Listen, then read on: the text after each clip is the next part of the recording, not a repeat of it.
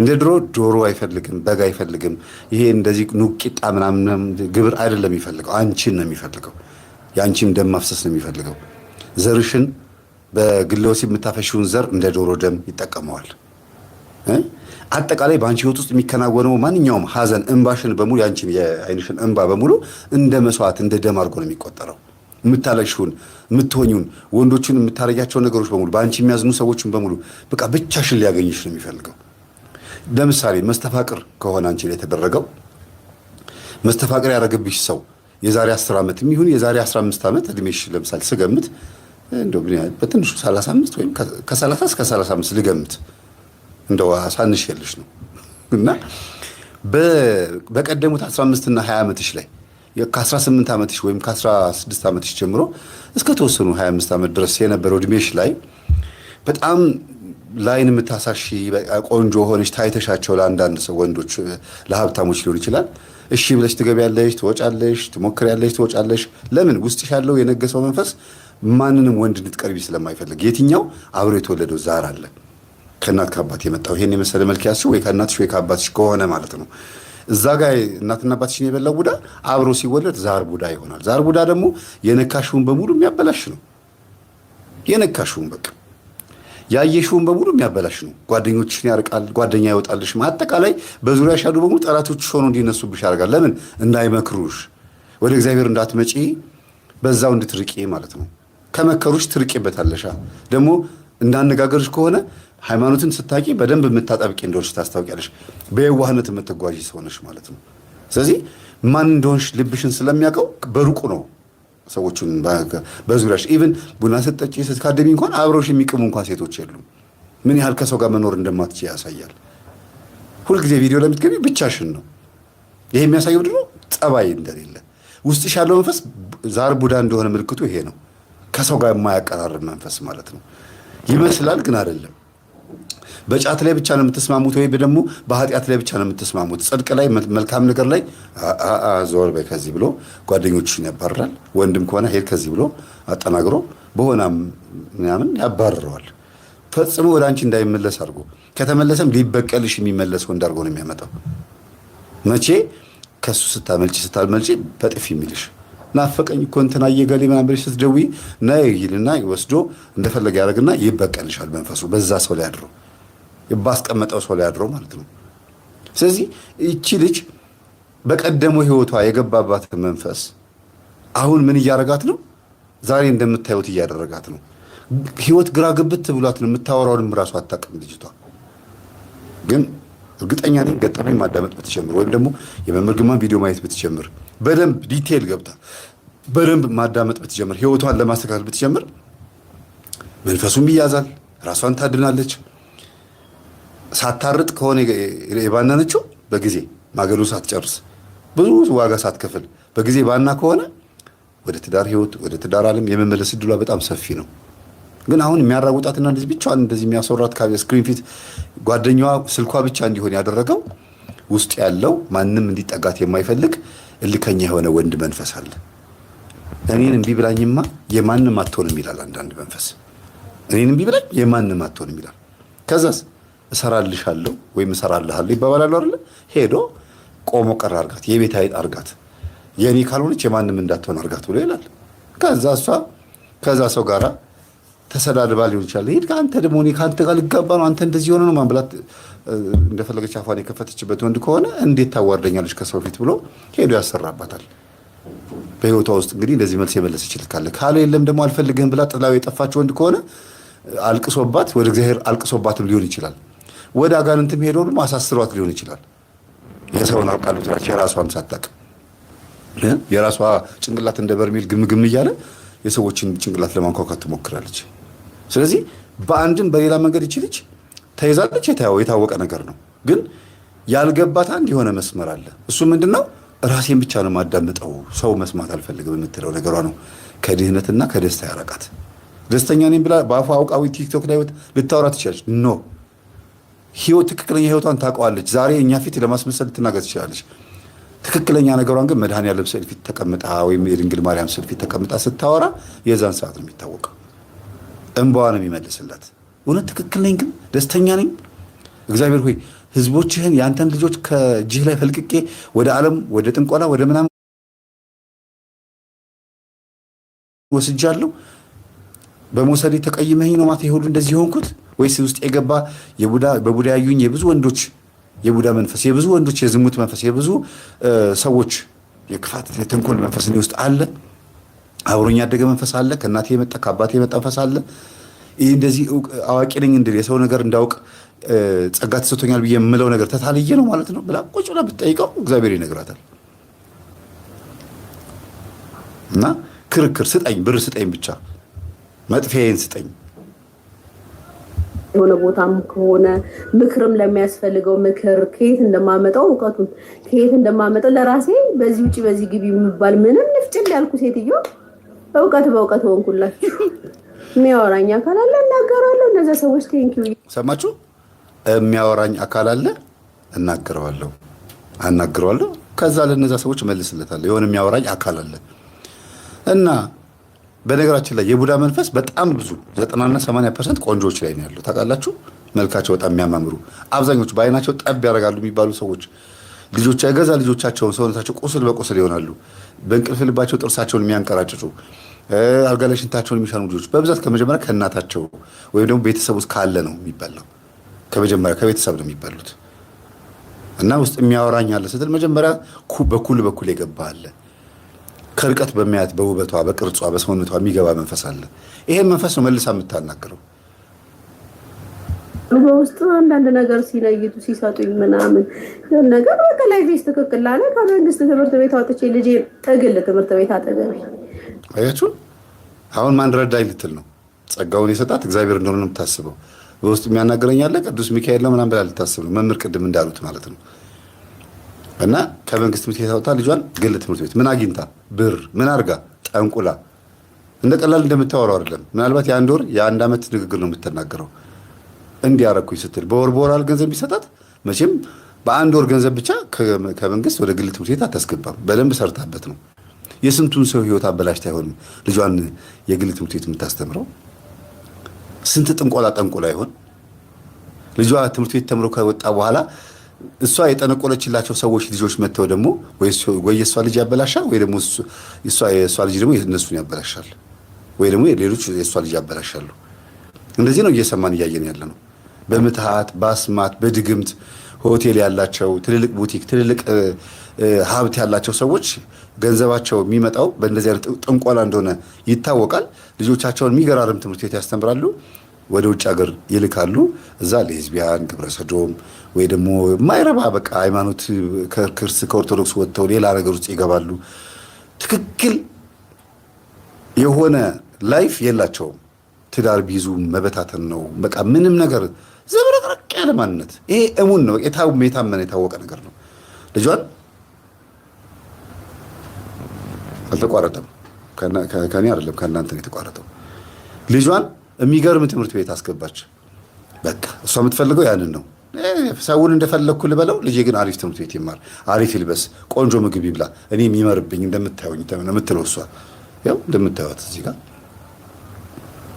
ምን አርጋ ጠንቁላ በገገሞ ድርቅ ብላ ካፈርኩ አይመልሰኝ ብላ ጸጋ ነው ብላ የምታስበው ልጅ ቤትም ፏፏ ፈጣሪም ነገር ይስርት። ከዛ ቆይ ይሄ ነገር ግን ፈጣሪ ምንድነው ስል አየሽ የዛኔ ጥፍር ቤት ፀጉር ቤት እንዲህ እያልሽ መክሊትሽን አተሹ በዛ ሲዞር ነው ይሄን ጸጋ እኔ ነኝ የሰጠሁሽ አለኝ እግዚአብሔር። ይሄን ጸጋ እኔ የሰጠሁሽ የሰውን እድል የሰውን ህይወት ይይበት። እሷ አንድ ልጇን ከመንግስት ትምህርት ቤት ወደ ግል ትምህርት ቤት እንድታስገባ ሽሮና በርበሬ እንድትበላ እግዚአብሔር የብዙ ሰዎችን ነፍስ አጥፍቶ ይህን ጸጋ ሰጣት። እድላቸው እንዲነበብ እናንተ እኮ እንዲህ ናችሁ ተብሎ እንዲነገራቸው ሰው ጠፍቶ የበቁ አባቶች የመናንያን አባቶች ምናምን ጠፍተው ማለት ነው። ተውት፣ እንደው እዛ ውስጥ አንሄድም። እንደው ጸበል ቦታ መታ ጾማ ጸልያ ሰግዳ በይቅርታ ተመልሳ ወደ እግዚአብሔር ከዓለማዊነት ወጥታ ስራ ጠፍቶ የሚገርም ነው። እግዚአብሔር ስራ ጠፍቶ በቲክቶክ ላይ እንደዚህ የሰዎችን እድል አንብቢና ገንዘብ አገኝ ብሎ እንጀራ ሰጣት። እዛስ ሃይማኖተኛ ነኝ ደግሞ በዛ ላይ ጴንጤ ነኝ።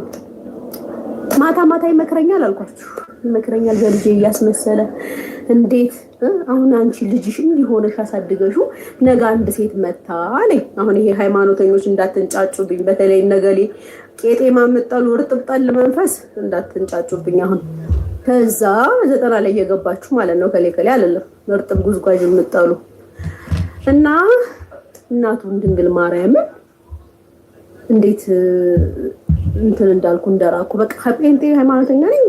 ከዛ ውጪ እግዚአብሔር አይገኝም ብዬ የማስብ ልጅ ነኝና ተወራርጄም በዛ እምነት ነው ገባችሁ ቁጭ ያልኩት እግዚአብሔር አለህ ብዬ ማለት ነው። ከዛ አሁን ልጅሽ እንዲሆነሽ አሳድገሽው እንዲሁ መስዋዕትነት ከፍለሽ ነገ አንተን እንወዳለን እናትህን እንወዳትን ቢሉሻል። ከዛ አራ እሺ ምን ይመስልሻል? አራ የሚል አይመስለኝም። ምን እናሳታዳ በድንግል ማርያም ማማለዷን ምኗን ክብር አይገባትም? ከዛ ስለ ጻድቃን ስለ ሰማዕታት የምትሰሩት ኃጢአት አለ ምድር ላይ የምትሰራው ኃጢአት አሁን እንደው እንደ ክፋታችሁ ከሆነ በአንድ ቀን ፍብል አላጠፋችሁ። ታዲያ መሐሪ ስለሆንኩ ነው እንጂ መላእክትን እምልክላችሁ ካደጋ እንደውም የሚካኤል ቀን ከዛ በጣም ሲያረጋግጥልኝ ይሄን ውስጥ ያለ የእንትን መንፈስ የሉተር መንፈስ ሲያወጣልኝ የሚካኤል ቀን ነው። መኪና ሊገጭኝ እንዲህ እግዚአብሔርን ፊቴን ነክቶታል። ሲዝጥ ብሎ ነው የቆመው። ግን ልክ በወሩ አስታውሽ እንትን ስል ማለት ነው ቀን ላይ ነው 6 ሰዓት ላይ ምናምን ከፀጉር ቤት ወጥቼ አስፋልት ልሻገር ስል ደርቦ በሶስተኛ ዓመት ሲጥጥ ብሎ ፊቴን ነክቶታል። ደንግጦ እኔ ምንም አልደነገጥኩ። ሰው ሁሉ ተረፍሽ ነው እያለ እንትን አለኝና እሱን ቀን ልክ ሳስታውሰው የሆነ ነገር ግንድ ጋር ሲጋጭ እንዲህ ይመለሳል አይደለ? ልክ እንደዛ ነው የተመለሰው። በመቼ በሚካኤል ቀን። ከዛ ስለ መላእክት ደግሞ ጀመረ። መላእክትን ታዲያ እንዴት አይወላችሁ? ቆይ በመላእክቱ ትመጭበታለሽ እህታችን። ይኸውላችሁ እንግዲህ አሁን ከጴንጤ ወደ ኦርቶዶክስ እንድትመጣ እግዚአብሔር እንዴት አድርጎ እንዳስተማራት ይሄ በጭንቅላቷ በሐሳቧ ይሁን ያናገራት መንፈስ ይሁን ማለት አናቅም፣ አልገለጸችውም። ግን ያናገረኛል የምትለው በቃ በአጠቃላይ ሐሳቧን እየሰማች ሊሆን ይችላል፣ ወይ ደግሞ የምታውቀውን ነው የምታወራው። እና ግን ኦርቶዶክስ እንድትሆን እድል ሰጣት እግዚአብሔር። ጥሩ ነው እድል ሰጣት። ወደ ኦርቶዶክስ እንኳን መጣች። ስለመጣች ግን አናወራላት ማለት አይደለም። ኦርቶዶክስ እንድትሆን የመከራት እግዚአብሔር ከሆነ እንግዲህ ከሆነ ነው ማለት ነው። አዋቂ ሆኛ አይደለም ከሆነ አሁንም ወደ መስመሩ እያመጣት ነው። ይሆኛ ደግሞ ተረክበናል። እዚህ ጋር በደንብ አገር ማድረግ የሚገባትን ነገር ትክክል እንዳልሆነች ያደረገችው ነገር ልክ እንዳልሆነ ከዚህ በኋላ ምን ማድረግ እንዳለባት እየነገርናት ነው። ወደ ኦርቶዶክስ መጣ በቂ የሆነ መረጃ አላገኘችም። ትክክለኛ ትምህርት አልተማረችም። ዝም ብላ ማተብ ብቻ ነው ያሰረችው። ሰይጣን ከሆነ ደግሞ ሊሆን ይችላል ብዬ የማስበው ምንድነው ጴንጤ ሃይማኖት ውስጥ ሆና እንደዚህ ማለት ስለማትችል ነው። ይሄ ልጠንቆልላችሁ ላንብብላችሁ ምናምን ማለት አትችልም። ኦርቶዶክስ ላይ ግን ከልካይ የለም። ያ ማለት ህግ ተፈቅዷል ሳይሆን ኦርቶዶክስ ላይ መምህራንም ወጥተው አይቃወሙም፣ አባቶችም ወጥተው አይቃወሙም። ማህበራዊ ሚዲያ ላይም ሰነፍ ናቸው። ዝም ብሎ ሁሉም መረን ነው። ስለዚህ እንደፈለጉ ለመሆን ኢቭን አንዷም ሙስሊም ወደ እኔ እንትን የምክር አገልግሎት መጣ። እኔ ኦርቶዶክስ ሲሆንኩት በፊት ገብቶኝ አይደለም እንትኔን ለማውለቅ ነው ሂጃሜን ለማውለቅ ነው አለች። ፀጉሬ በጣም ረጅም ስለነበር እንዲታይልኝ ምናምን ነበረ መጀመሪያ የመጣሁት እና በቃ እንደፈለግኩ ለመለባበስ ምናምን ነው የመጣሁት አለች። እና አይመቸውም ውስጥ ያለው ቡዳ ለመገላለጥ የዝሙት መንፈስ ነው የነበረባት እና ለመገላለጥ አልተመቸውም ነበር። ተገላልጣ እንድትሄድ ፈልጎ ነበርና የሃይማኖቱ አለባበስ ምናምን አልተመቸውም። በእነሱ ሃይማኖት ውስጥ ሆና ባል እንድታገባ ብዙ ባል መጣባት። 3-4 ባል ማለት ነው መጥቶባት አልፈልግም ብያለች ነው የምትመልሰው። አመሏ ጸባዋ በጣም መጥፎ ሆነ። ለምን? ውስጧ ያለው መንፈስ ቡዳዛር መንፈስ ወይም ደግሞ ያገባት ባሏ የሆነ መንፈስ አለ። እሱ ደግሞ ምንም እንኳን እምነቷ ሌላ ቢሆንም ቡዳ ደግሞ ሃይማኖታችሁ ምንም ይሁን ምንም እጃችሁ ላይ ያለው ነገር መቀማት ባህሪው ነው። አይን ናስ ይሉታል እነሱ። ከአይን የሚነሳ ቡዳ ማለት ነውና ኢኒናስ የሚባለው ማለት ነው። ቦዠ ሙየት አርሜት ድማሚት ኢኒናስ አይንናስ የሚሉት ይሄ በጉራጌ ክልል አካባቢ ያለ መንፈስ ነው ብዙ ጊዜ። እና ይሄ አይንናስ ወይም የቡዳ መንፈስ በጣም አደገኛ ነውና ልጅቷ የነበረባት መንፈስ ቡዳ ሆኖ ለዋ ላይ በቃ ሚስቴ ነች ማንም አይነካብኝም ነው የሚለው። ወንድ መጥቶ ከነካት ሰውነቷ ግልብጥ ብሎ ነው የሚቆስለው። ትታመማለች። በህልሟ መጥቶ ሲያሰቃያት አንገቷን አንቋት ሲያሰቃያት የምታድረው እሷ ደግሞ እንግዲህ እንደነገረች ነው የነብያችን አገልጋይ መጥቶ ለሊት ሲያሰቃየኝ አደረ ነው የምትለው። ያው እንግዲህ ግልጽ የነገረችኝ ነው የምናገረውና አታግቢ አለኝ ነው የምትለው። እና የመሰላት ለዛ ነገር የተመረጠች ብቻዋን በቃ ድንግል ሆና ምናምን እንደዚህ ድንግል ባትሆንም እንኳን በቃ በአጠቃላይ ብቻዋን ሆና የሆነ በእነሱ እምነት የሚሉት ነገር አለ። ለነዛ የተመረጠች ሴት እንደሆነች አጋ ነበር የምታስበው መጀመሪያ። በኋላ ግን ነገሩን ስታየው ምን ስትለው የሆነ ሰዓት ላይ ደግሞ ቲክቶክ ምናምን ሲመጣ አውላልቃ ምናምን በቃ አልፈልግም ብላ ካለችበት ሀገር ጠፍታ መታ አዲስ አበባ ላይ ቅንቅን ትላለች። ፀጉሯ ሲያምር መልኳ ሲያምር በቃ ይዛ ትላለች። እና ተገናኝተን ቢሮ ሳናግራት የምታወራው ነገር በጣም ያስገርማል። ታውቃላችሁ ግለ ወሲብ ስፈጽም በጣም ደስ ይለኛል። ሌሊት መጥቶ የሚገናኘኝ መንፈስ በቀን በመጣ ብዬ ነው የምናፍቀዋለች። በቃ ደስ ይለኛል። የሚሰማኝ ስሜት ለየት ያለ በሩን ቆልፋለሁ፣ ሰንደል አጫጭስለታለሁ ምናምን ዝር ብዬ ተኛለሁ። መጥቶ ይገናኘኛል የምትለው ተኝቼ አንዳንድ ቀን ገና ሳልተኛ ሰመመን ላይ ያለው መጥቶ ተገናኝቶኝ ይሄዳል ነው የምትለው። እና እንደ ባል ነው የምቆጥረው። እጄ በስርዓቱ አካሉ ላይ አርፏል። ከእንቅልፌ ብንን ስል ግን እጄ ያለው እንትን ላይ ነው፣ መሬት ላይ ነው። በህልሟ ግን የሚመስላት የሆነ ነገር እንዳቀፈች ነው የምትረዳውና በጣም ብዙ ነገር ነው የምታወራኝ። እና በዚህ ልክ በጣም ብዙ ሰዎች ከሌላ እምነት ወደ ኦርቶዶክስ ሲመጡ ኦርቶዶክስ ላይ መዝፈን የሚቻል ይመስላቸዋል። እንደፈለጉ መጠንቆል፣ ደብተራ ጋር መሄድ ምናምን፣ ዓለማዊ መሆን፣ ሱሪ መልበስ ምናምን ብቻ እንደፈለገ መሆን የሚፈቀድ ይመስላቸዋል። እና እቺም ልጅ ከሌላ እምነት ወደዚህ ስትመጣ መንፈሱ አቀባበል አድርጎላታል ብዬ አስባለሁ። እንኳን ደህና መጣሽ። የእኛን እምነት ወዶት አይደለም፣ ከስርዓቱ አንጻርም አይደለም፣ ግን ከህዝቡ ማንነት አንጻር እንደመጣች ህዝቡን እንድትመስል ነው ያደረጋት ኦርቶዶክስ እንደመጣች ማለት ነው። እና ትክክል ግን ቤተክርስቲያን ውስጥ ገብታ ትምህርቱን ብትማር ምናምን በቃ በደንብ ሃይማኖቱን ብታውቅ ኖሮ እንደዚህ አትሆንም ብዬ አስባለሁ። እንዲያውም መልኳ ልክ እንደ ቅድስት አርሴማ ለክርስቶስ ነበር የሚሆነው። መልኳ ለክርስቶስ ነበር የሚሆነው። ምን ማለት ነው? እኔ ምን መልክ አለኝ? መልኬ ክርስቶስ ነው፣ ህይወቴ ውበቴ ክርስቶስ ነው ነበር የምትለው።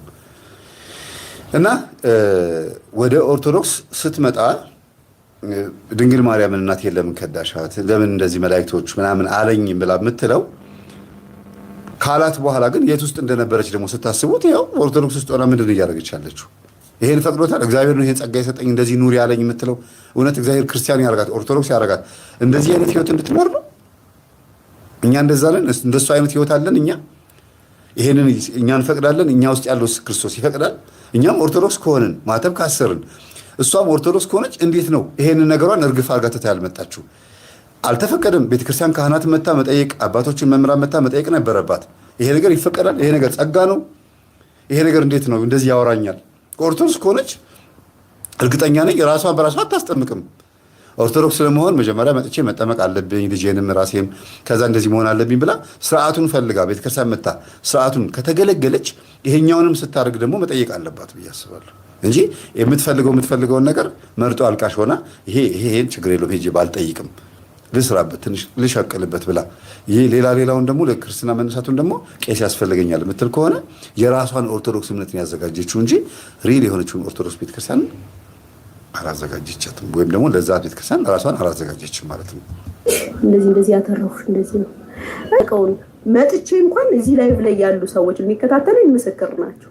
መንደር ላይ ሰፈር ላይ ይሄ ማህበራዊ ህይወት እማቅ ልጅ አይደለሁም። እንደነገርኳችሁ ቤተሰብ የለኝም።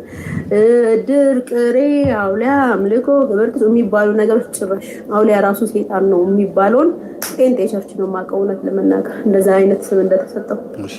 ከዛ ብቻ ምን አለፋችሁ በውስጥ ማየት ጀመርኩ። በውስጥ በክፍያ ጋላይም እንደዚህ ከዛ ዱአሚ አያችሁ ጴንጤ ቸርች ውስጥ ነው የማውቀው አውሊያ ሴጣን እንደሆነ። ኦርቶዶክስ ውስጥ ለምንድን ነው የማታውቀው? ኦርቶዶክስ ሆና ስለማታውቀው የመጀመሪያ ጊዜ ነው። መጀመሪያ ሙስሊም ነው የነበረችው ብዬ ነው የማስበው።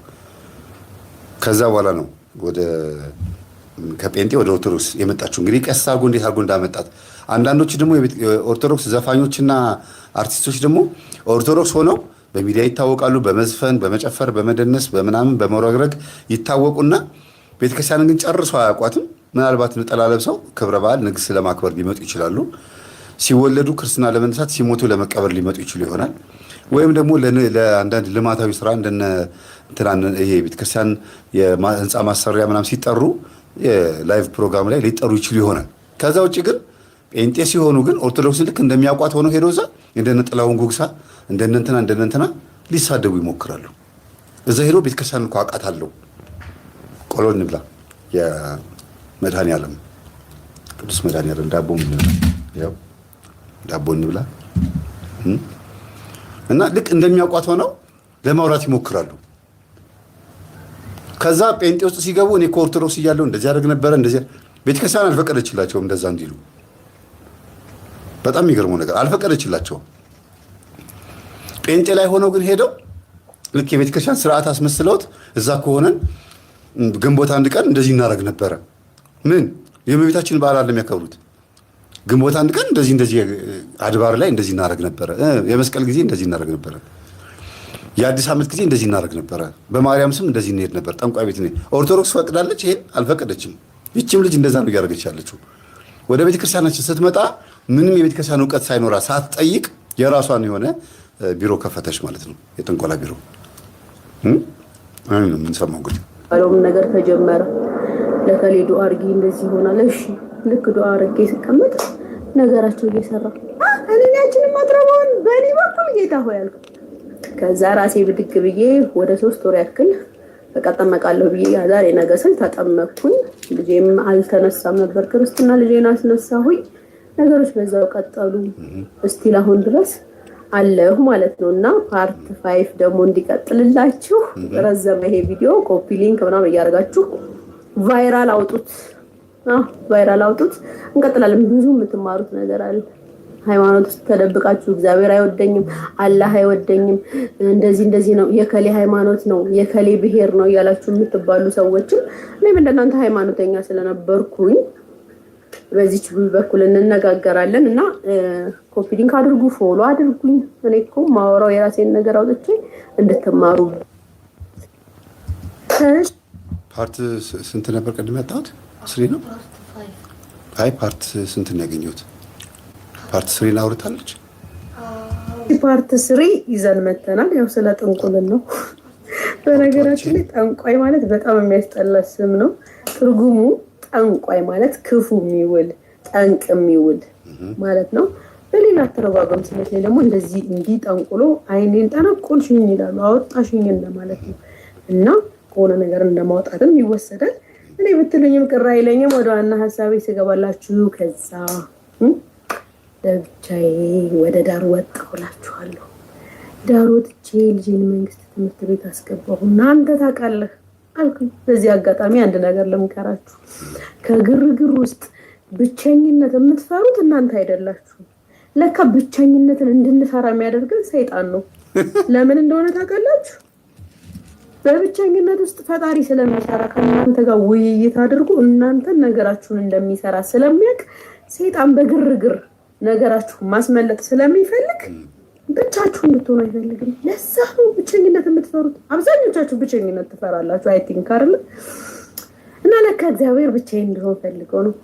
ከዛም አላውቀው ሰፈር ጋር ተካተተኝ እላችኋለሁ። አላውቅም፣ በዚህ ብሄድ በዚህ ሰው አላውቅም። ጫቴን ይዤ ቁጭ ሆና ላይቭ ላይ መሳደብ ጥር አያቸው አይደል? እኔም እያመነጀኩኝ እንግዲህ እየሰማሁት ነው። በብቸኝነት ውስጥ እግዚአብሔር እያወራት እንደሆነ አድርጋ ነው የምታስበው። ጫቷን ይዛ ቁጭ አለች። ጸሎት መጽሐፍ አይደለም እያለች ያለችው፣ ስለ ማርያም ስለ አይደለም እያለች ያለች፣ ቤተክርስቲያን መጣሁ ተጠመኩኝ አይደለም እያለች ያለችው። እቺ ልጅ ኑሯን ነው እየተናገረች ያለች፣ ኤክስፒሪየንስ ያደረገችውን የራሷን የግል ኑሯን። እና እግዚአብሔር ልቦና ይስጥሽ በሏት። በቃ አጠቃላይ የዚች ልጅ ነገር በአጠቃላይ ትውልዱን በደንብ አድርጎ የሚያሳይ ነው። ያለበትን ደረጃ በድብቅም ይሁን በግልጽ በዚህ ልክ ወጥቷል ይሄ ህዝብ። የተረጋገኝ ሳይናገሩኝ አልናገርም። በዛ ላይ ስድብ አልችል ነበር። ስድብ ሁላ ያስቅ ነበር። ኮሜንታተሮች አይረዱ ስድብ እኮ አትችይም ምናምን ይሉኝ ነበር ሲሰድብ። የለህ እንደዛ አጥቼ እንደዛ ሆኜ እንደዛ ግራ ገብቶኝ እንደዛ ሀሳቤን የሚረዳኝ አጥቼ ሲንግል ማም ሆኜ ሀሳቤን ሼር የማደርገው እንኳን ሰው ጠፍቶ፣ ቅድም ያልኳችሁ ይሄንን ነው። ብቸኝነት ላይ ሀሳቧን እንኳን የምታካፍለው ሰው ጠፋ። ወንድም ሴትም ማለት ነው። ሲንግል ማም ሆና ለምን እንደዚህ እንድትሆን መረጠ? እግዚአብሔር ነው ወይ? ይሄ በእሷ ህይወት ውስጥ እግዚአብሔር የሆነ ቦታ ስራ ሰርቷል ወይ? በሚካኤል ቀን ከአደጋ የተረፈችው በቅዱስ ሚካኤል ከሆነ እሰይ እንኳን ማተረፋት። ግን ንስሐ እንድትገባ ጊዜ ለንስሐ እድሜ ለፍስሐ ይባላል። ንስሐ እንድትገባ እድል ሰጥቷታል። ዛሬም ሊሆን ይችላል። የሚቀጥለው እኛ እንትታ ደግሞ ሌሎች መምህራን ደግሞ ትምህርት አዳምጣ ለውጥ ታመጣ ትችላለች። እኛ የምንፈልገው ንስሐ መግባቷን ነው። ለዛ ቀን ያዘጋጃት፣ ለወደፊቱ ላለው ቀን። ዛሬ ካልተመለሰች እግዚአብሔርን በስሙ በእግዚአብሔር ስም እኮ ብዙ ነገር እያወራች ነው። ጫት ስትቅም የምታወራው የምታደርገው ነገር በሙሉ እግዚአብሔር እንዳደረገው ነው የምታስበው። በዛ ነገር ውስጥ እግዚአብሔር በጭራሽ ባጠገባም አላለፈም እኮ። ባጠገቧም አላለፈም። መንፈሱ ግን ይጠብቃታል።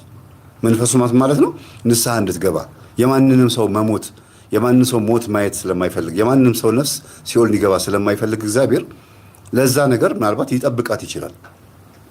ግን ቀኑ የደረሰ ሰዓት ግን ሄደች ነው በቃ። ልጇንም ጥላት ሄዳለች ወይ እሷ ተቀምጣ ልጇ ጥላት ሄድ ይችላል። ይሄ አይታወቅ። የእግዚአብሔር መምጣትና መሄድ አይታወቅም በማን ላይ እንደሆነ። አይሁንባት። ይሄን ነገር ማንም ሰው አይመኝላትም። ይሄን ማንም የፈለገ ክፉ ቢሆን ሞቷን አይመኝላትም። የሚፈልገው ከሚዲያ ዞር ብላ ራሷን እንድታከም።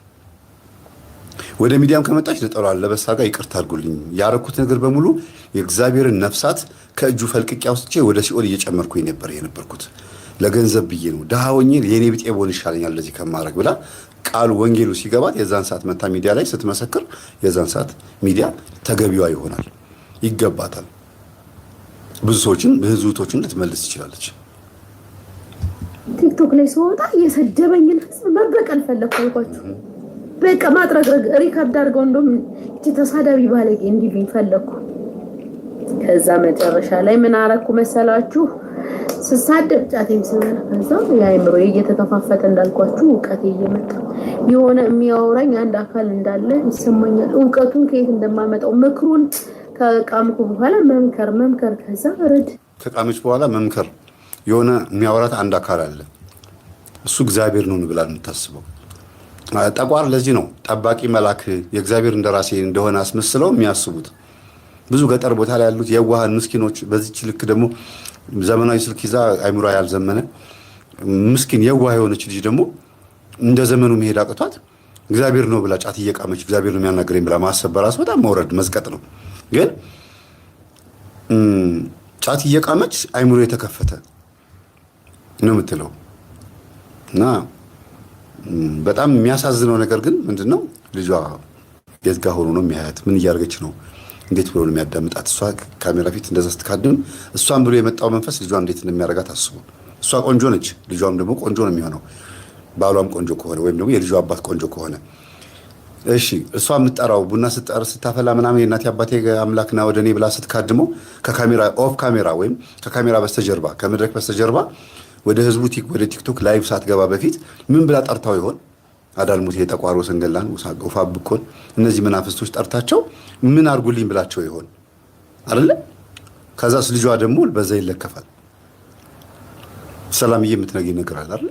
በዚህ ነገር በፊት ቹ ያያለሽ አይደለ? ህፃን ሆነሽ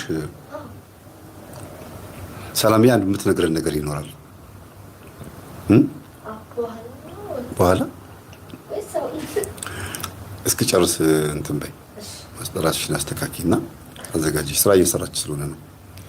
እና ህፃን ሆነው ጠንቋይ ጎረቤት ጠንቋይ ሲኖር የምትኖሩበት ቤት አጠገብ ጠንቋይ ሲኖር ወይም ደግሞ የምትኖሩበት ቤት ውስጥ ሲካደም ምን ሲል ምን እንደሚሰማች አስቡት። ከዛ ያ መንፈስ ደግሞ አብሮ ተከትሎ አድጎ ደግሞ ምን እንደሚያደርግ አስቡት። ካደገች በኋላ ይሄ ነገር አስታወሰችው። የልጅነት ነገር አሁን ስትነግረኝ ነበር ከትናንትና ወዲያ የዛን የወጣቱ ልጅ ገጠመኝ እያየች ማለት ነው። እና እቺ ልጅ ልጇን ለመንፈስ አስለክፈዋለች።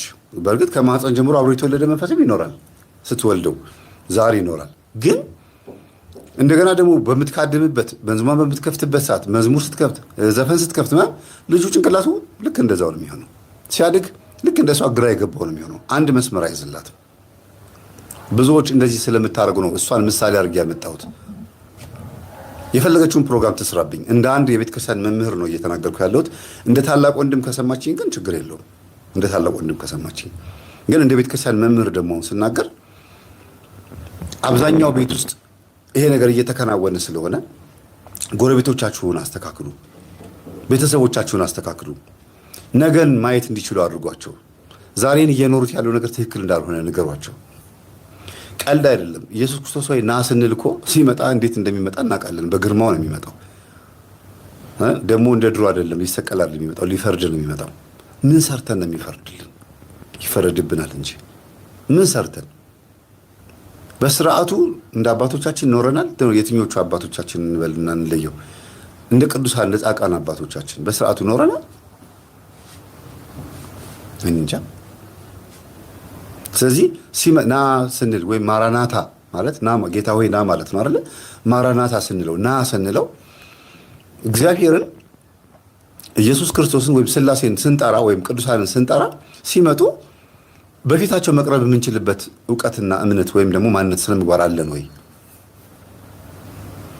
ድንገት እኮ ሁሉ ነገር ሊሆን ይችላል። ሁልጊዜ እኮ ቀባሪ አይደለንም። ሁልጊዜ አንድ ቀን ተቀባሪ ነን። ሁልጊዜ ቀብር እድር ምናምን ስማችን አይለጠፍም። አንድ ቀን እኛም ያጅ ነን። የሆነ በውስጣችን ሊመላለስ የሚገባ አንድ ትልቅ ነገር አለ ብዬ አስባለሁ። አንድ ቀን አለ፣ ሞት የሚባል ቀን አለ። ድንገት መቼ እንደሚመጣ አይታወቅም። እሱም ማሰብ አለብን። ዝም ብሎ ሁልጊዜ ጅል ሆነን ጠዋት ሲነጋ ከእንቅልፋችን እንነሳለን ብለን አስበን መኖር የለብንም። ተዘጋጅቶ መጠበቅን የመሰለ ነገር የለም። ሰላም የምትነግረኝ ነገር አለ?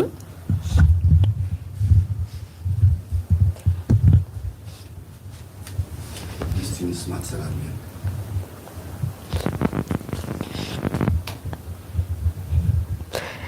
እንዴት ናችሁ?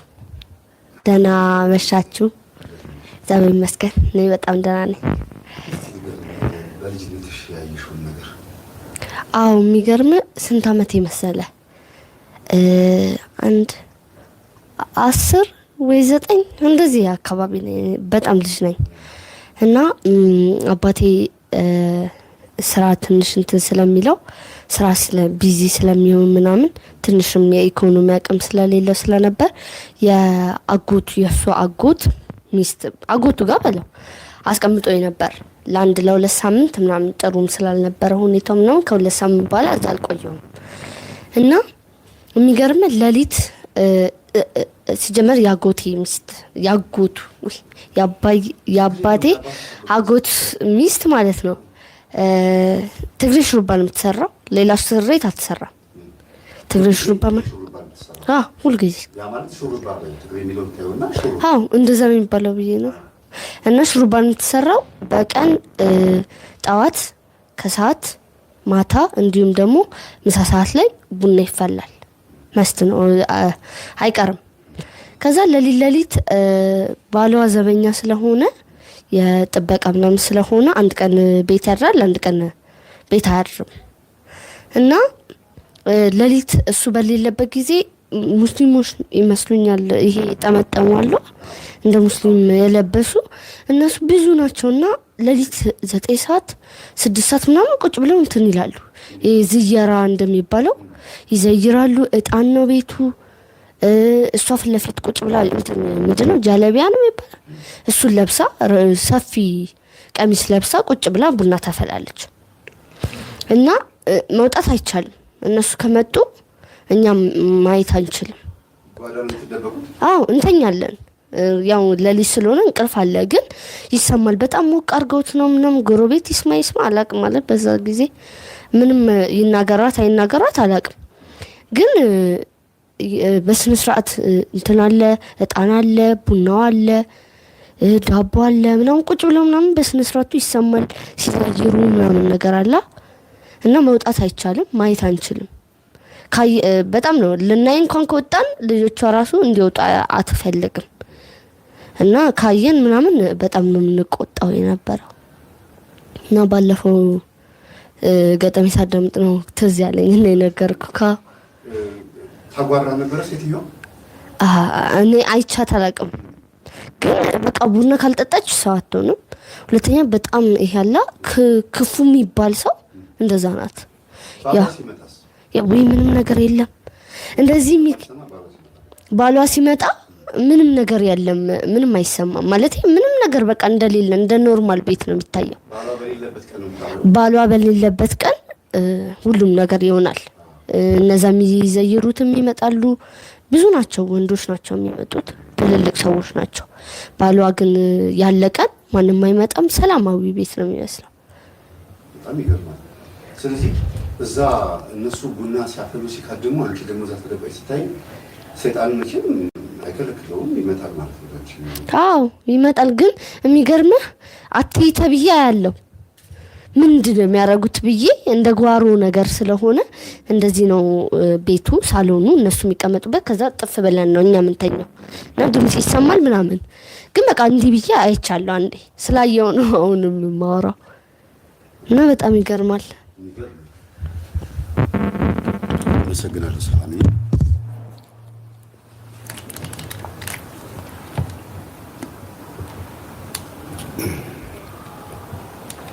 እና እንግዲህ ሰላምዬ እንደነገረችን አሁን ያወራችሁ ነገር በልጅነቷ ነው ይሄ ሁሉ የሆነው። ቤተሰቦቼ ሕፃን እያለች ይሄ ነገር ገጠማት።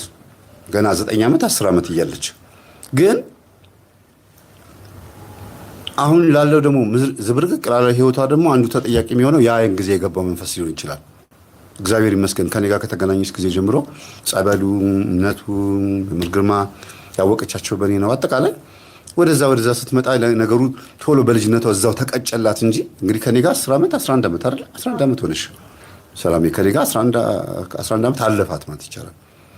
በዚህ 11 ዓመት ውስጥ እንግዲህ ትልቅ በቃ በጣም ከባድ የሆነ መንፈስ ከላዩ ላይ ተወግዶላት አሁን ድንገት ቡዳ መንገድ ላይ ካያት የዝሙት መንፈስ ካያት ወይ ደግሞ ሌላ እንደዚህ ምናልባት የሚመጣባትን ይዛ ተሸኞ ይሆናል እንጂ የቀደመው መንፈስ መያዝ አያቅታትም፣ ማሸነፍ አያቅታትም። ይሄንን ግን ያልኩት ምንድነው ወደሚገባው ስትመጡ ነው። እቺ ልጅ ደግሞ እዚህ የምታዩት ልጇን እሷ በምታረገው ፕሮሰስ ውስጥ ልጇን እየከተተችው ነው ማለት ነው። ሲያድግ ህይወቱ ልክ እንደዛ እንዲሆን ነው የሚያደርገው ማለት ነው። ይሄ ነው መናገር የፈለኩት። ትገርምኛለሽ እያሉ በተለይ ማታ ላይ ትላልቅ ሰዎች ላይቭ ላይ ይገኛሉ። ከስድቡ በኋላ ከመረቀንኩ በኋላ ስድብ ብቻ ካላረግም ወደ ምክሬ ነው የምገባው። እመክራለሁ። በዛ ምክር ውስጥ ራሴን አነጽ። ከመረቀንኩ በኋላ ደግሞ ማታ ላይ እጠጣለሁ እንጂ እጠጣለሁ መጠጣ ከዛ ያመመኝ ውስጤ መጠጣቁኝ የሆነ የሚያወራኝ አካል አለ። መቼም እኔ ጋር መንፈስ ቅዱስ ያወራኛል ብዬ አላስብም። ለምን ይኸው ደማ መጣችሁ። አሁን እግዚአብሔር ጸጋ ሰጠኝ አለች። እስካሁን ያየው ቪዲዮ ውስጥ ይሄን ጸጋ ተጠቀሚበት አለኝ አለች። ለዚህ ነው አሁን ደግሞ ምን አለች? መቼም መንፈስ ቅዱስ ያወራኛል ብዬ አልጠብቅም እኔ ውስጥ አለች። የሆነ አካል የምትለው ሰይጣን ማለት ሳልፈለገች ነው። በአንድ በኩል ሰይጣን ምቀኛ ነው፣ ተንኮለኛ ነው፣ ሰዎችን ያሳስታል ትላለች። አለብኝ ብላ መናገር ደግሞ አትፈልግም። በዚህ ስትመጣና ደግሞ መቼም መንፈስ ቅዱስ አያወራኝም። መንፈስ ቅዱስ ካላወራት ማን ነው የሚያወራት ማለት ነው? ከሰይጣንና ከመንፈስ ቅዱስ ውጪ ኒውትራል የሆነ መንፈስ አለ ማለት ነው? ወይ ቅዱስ ወይ እርኩስ ነው። መሀል ላይ የሆነ አዲስ ስም እናውጣለን። ቅርኩስ እንበለው። ቅርኩስ ቅዱስም እርኩስም የሆነ ማለት ነው።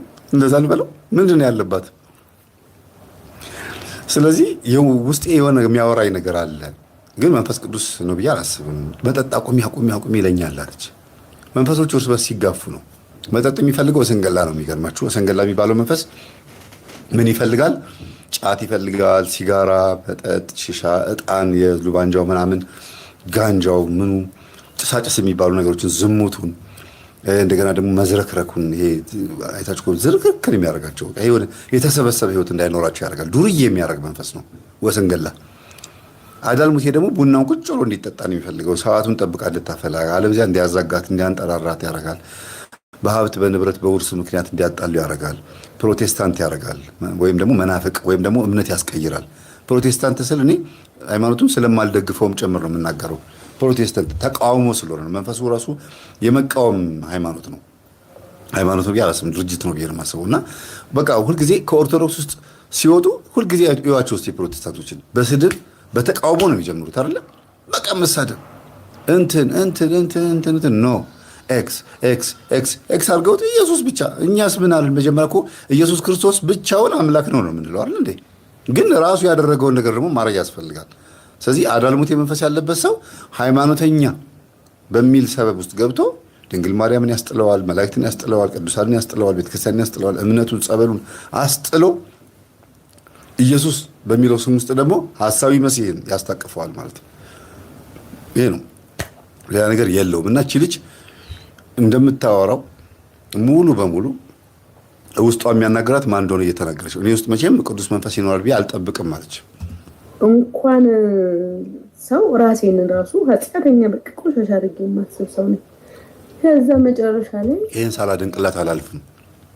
በጣም ጎበዝ፣ እኔ ኃጢአተኛ ሰው ነኝ፣ ቆሻሻ ሰው ነኝ ብዬ ነው የማስበው አለች። ጥሩ ነው፣ ይሄ በጣም አሪፍ ነገር ነው። እኛም ሁላችንም መለማመድ ያለብን ንጹህ አይደለሁም ለእግዚአብሔር ሳልገባውን የወደደኝ የደሙ ዋጋ የተከፈለልኝ ቤዛ የሆነኝ ተገብቼው ሳልሆን ወይም ጥሩ ሆኜ ሳይሆን እንዲሁ ፍቅር ስለሆነ ብቻ ነው ብሎ ማሰብ የመሰለ ትልቅነት የለም። ይሄ በጣም ደስ የሚል ነገር ነው። ግን ቆሻሻ ሆኜ ነው ራሴን ማስበው ብላ ካለች በኋላ ያለችው ደግሞ ስሙት እስቲ። አዳሪም ደግሞ ያወራኛል ስለሆነ ነገር ያስረዳኛል ስለሆነ ነገር ብቻ በዛ መሃል ያ የልጅነት ነገር የተገለጠ የሆነ ቦታ ከመሄዴ በፊት እማየው ነገር የሆነ ሰው ሳይ ድሮም አውቀው የሚመስለኝ ምናገራቸው ወይ ውስጤ ቀድሞ የሚያወራኝ ነገር ተፈጥሮ በህይወት ያየዋለሁ። የሆነ ሰው ስተዋወቅ ታይቅርብሽ ያለኝ ሰው ያ ሰው አጥፊ የሆነ ነው የማየው። በጣም ብዙ ጊዜ ግን ራሴን አላዳምጥም ነበር ድሮ። ምክንያቱም ሰው እንዴት ሊያውቅ ይችላል እላለሁ። በዛ ላይ የሚታዩኝ ነገሮች ሁሉም ሰው የሚያይ ነው የሚመስለኝና ከልጅነቴ አሁን ሃይማኖት ነው ብላችሁ እንዳትሉ እኔ ከሙስሊም ቤተሰብ ተወለድኩኝ። ከዛ ደግሞ በፋሚሊ ግማሽ ፋሚሊ ኦርቶዶክስ አድርገውኝ ነበሩ። ከዛ ደግሞ በራሴ 8 አመት ጴንጤ ነበርኩ። ስቲል ይሄ ጸጋ ያለኝ ፈጣሪ ሰጠኝ ነገር ሲገለጥ ጴንጤ ነበርኩ። በነገር ስቲል ጸጋ ያለኝ ታዲያ ከዚህ መምህር ምንድን ያሉት መምህር ግማ ዝብርቅ መንፈስ ምንድን ነው ብሎ ጠይቀዋል አይደል? ዝብርቅ መንፈስ ማለት በተግባር ይኸው ያ ጥቁር ልጅ ቲክቶከሩ እንደሚለው ዝብርቅ ስል ትላላችኋል። እስቲ በሉላችሁ ባላችሁበት ቦታ ዝብርቅ ስላችሁ በሉ። እግዚአብሔር ከዚህ መንፈስ ያውጣል። ከልጅቷ አይደለም ከዚህ መንፈስ። ልጅቷማ ምን ታውቅ ምን ታርግ እና እንትን ነው የተምታታ ነገር ነው። ስቲል እስካሁን ጸጋ አለኝ ትላለች፣ ግን ደግሞ ውስጥ የጥሩ መንፈስ የለም እግዚአብሔር መንፈስ የለብኝም ብዬ ለማስበው ትላለች። እና የዝብርቅ መንፈስ ማለት እያወራን የምንናገረው ነገር እንዳናስተውል ያደርገናል ማለት ነው። ምንድን ያልኩት ምንልና መልሰን የራሱ ጉዳይ ምናምን ብለን እንቀጥላለን ማለት ነው። ካፈርኩ አይበልሰኝ ዝም ብሎ ገገማውን የሚሄድ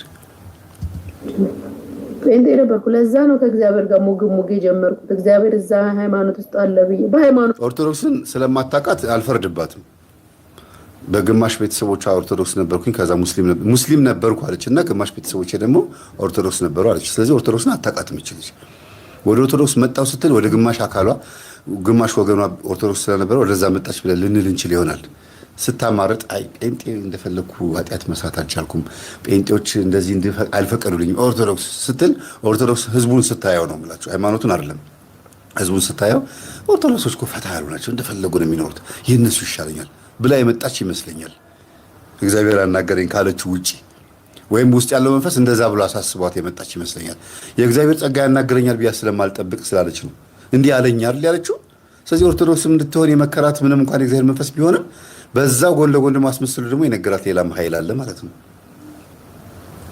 ገባችሁ? ዛሬ ባለችበት ህይወት ተንተርሽ ነው ልናገር የምችለው። ዛሬ ያለችበትን ህይወት ስታዩት ኦርቶዶክስ ከሆነች በኋላ ምንድን ነው ያመጣችሁ ለውጥ? ትክክለኛውን ኦርቶዶክስ አውቃታለች ወይ? ያንን ነው የፈለኩት የሚሰራ መስሎኝ ማለት ነው። እና አላችኋለሁ። ከዛ መጨረሻ ላይ ምን ሆነ መሰላችሁ? ማውራት ከዛ ስለ ሃይማኖት ስላለው ነገር ሲያብራራልኝ የሰዎች ነገር ከዛ ድንገት ነገሮቼ በቃ ባዶ እስኪሆኑ ጠበቀ። እግዚአብሔር ብቻውን መድመቅ ሲፈልግ ቤታችሁ ህይወታችሁ ላይ እከሌ የሚባል ሰው እንዲኖር አይፈልግም። በተለይ እንደኛ ራሱ ፈልጎ ጸጋ ያስቀመጠበትን ሰው እከሌ ያደረገልኝ የምትሉት ታሪክ እንዲኖራችሁ አይፈልግም። አንዱ የትዕቢቱ መንፈስ የሚባለው ይሄ ነው። ጸጋ አለኝ፣ ጸጋ አስቀምጦብኛል፣ እኔ ጸጋ አለኝ ብሎ ማሰብ በራሱ ትዕቢት ነው። ጸጋ ቢሆን እንኳን አይደለም እንጂ አያችሁ፣ የቅድም የጠቋር መንፈስ ናርሲሲስት መንፈስ አለ ብዬ ገና ሲጀምር የተናገርኩት ይሄንን ነው። ሁለተኛ ነገር ደግሞ እኔ ጸጋ አለብኝ፣ እኔ ጸጋ አለኝ፣ የእግዚአብሔር መንፈስ እኔ ላይ አለ ብላ የምታስብ ልጅ በአፏ ሁለቱንም ቃል እየተናገረች ነው። በችም ጥሩ ነገር ያናገረኛል ብዬ አልጠብቅም አለች። ቅድም ጥሩ መንፈስ ጸጋ መንፈስ ቅዱስ ያናገረኛል ብዬ አልጠብቅም አለችና ጸጋ ደግሞ አለኝ አለች። ስለዚህ የሰይጣንን መንፈስ በውስጧ ያናገራት እንኳን ጸጋ ነው ብላ የምታስበው እያወቀች እንኳን። ስለዚህ ይሄ ነው ድርቅና ማለት፣ እያወቁ ሆን ብሎ ድርቅ ማለት፣ ግግም ማለት፣ ግትርነት ማለት ይሄ ነው። በራስ ፍልስፍና ውስጥ መዋኘትና መስመጥ ማለት ይሄ ነው። ታፍኖ መሞት፣ ወጣ ብሎ አየር እንኳን ትንሽ መውሰድ እንኳን የማይፈልጉበት ነገር። አሳ አይደለን ባህር ውስጥ የምንኖረው አይደል? አውሬ አይደለን ጫካ ውስጥ የምንኖረው? ያለ ባህሪያችን ያለ ጸባያችን ለምንድን ነው የማይሆን ነገር ውስጥ ገብተን የምንብኳካው? ገርም በራሴ ጉልበት አደረኩት የምትሉት ነገር እንዲኖር አይፈልግም። አካውንት ውስጥ ያለችው ሙጥጥ ብላ 400 ብር እስክትቀረኝ ድረስ ቀረው። እስከዛ ብቻዬን ነው የምኖረው። እግዚአብሔር ብቻዬን አስቀረኝ። በዙሪያዬ ማንንም ሰው አጠፋ። ለምን ብቻዬን በግላጭ ሊያገኘኝ ይፈልገው ብቻዬን ልድመቅ ብሎ አለች። ማንን እንደሆነ ግን እዩት። ድረስ ጣቴን እቅማለሁ። እንደሌላው ጊዜ አስቤዛዬን ምን ቤቴን እያሟላሁ ነው የምኖረው። አያችሁ፣ ብቻዋን እንድትሆን ፈለገ። ብቻዋን ጫት እየቃመች ነው፣ ብቻዋን አስቤዛ ትሞላለች። በቃ እንደዛ ነው ሊያገኛት የፈለገው። ስለዚህ እግዚአብሔር ነው ማለት ነው ጸጋ የምትለው።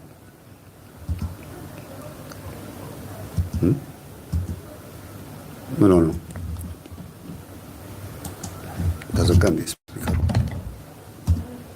እስከዛ ድረስ ጣቴን እቅማለሁ። እንደሌላው ጊዜ አስቤዛዬን ምን ቤቴን እያሟላሁ ነው የምኖረው። ልጄን መንግስት ትምህርት ቤት አስገብቼ ሰርቪስ ፍለጋ ካርታታታታት ሰርቪስ 1000 ነው።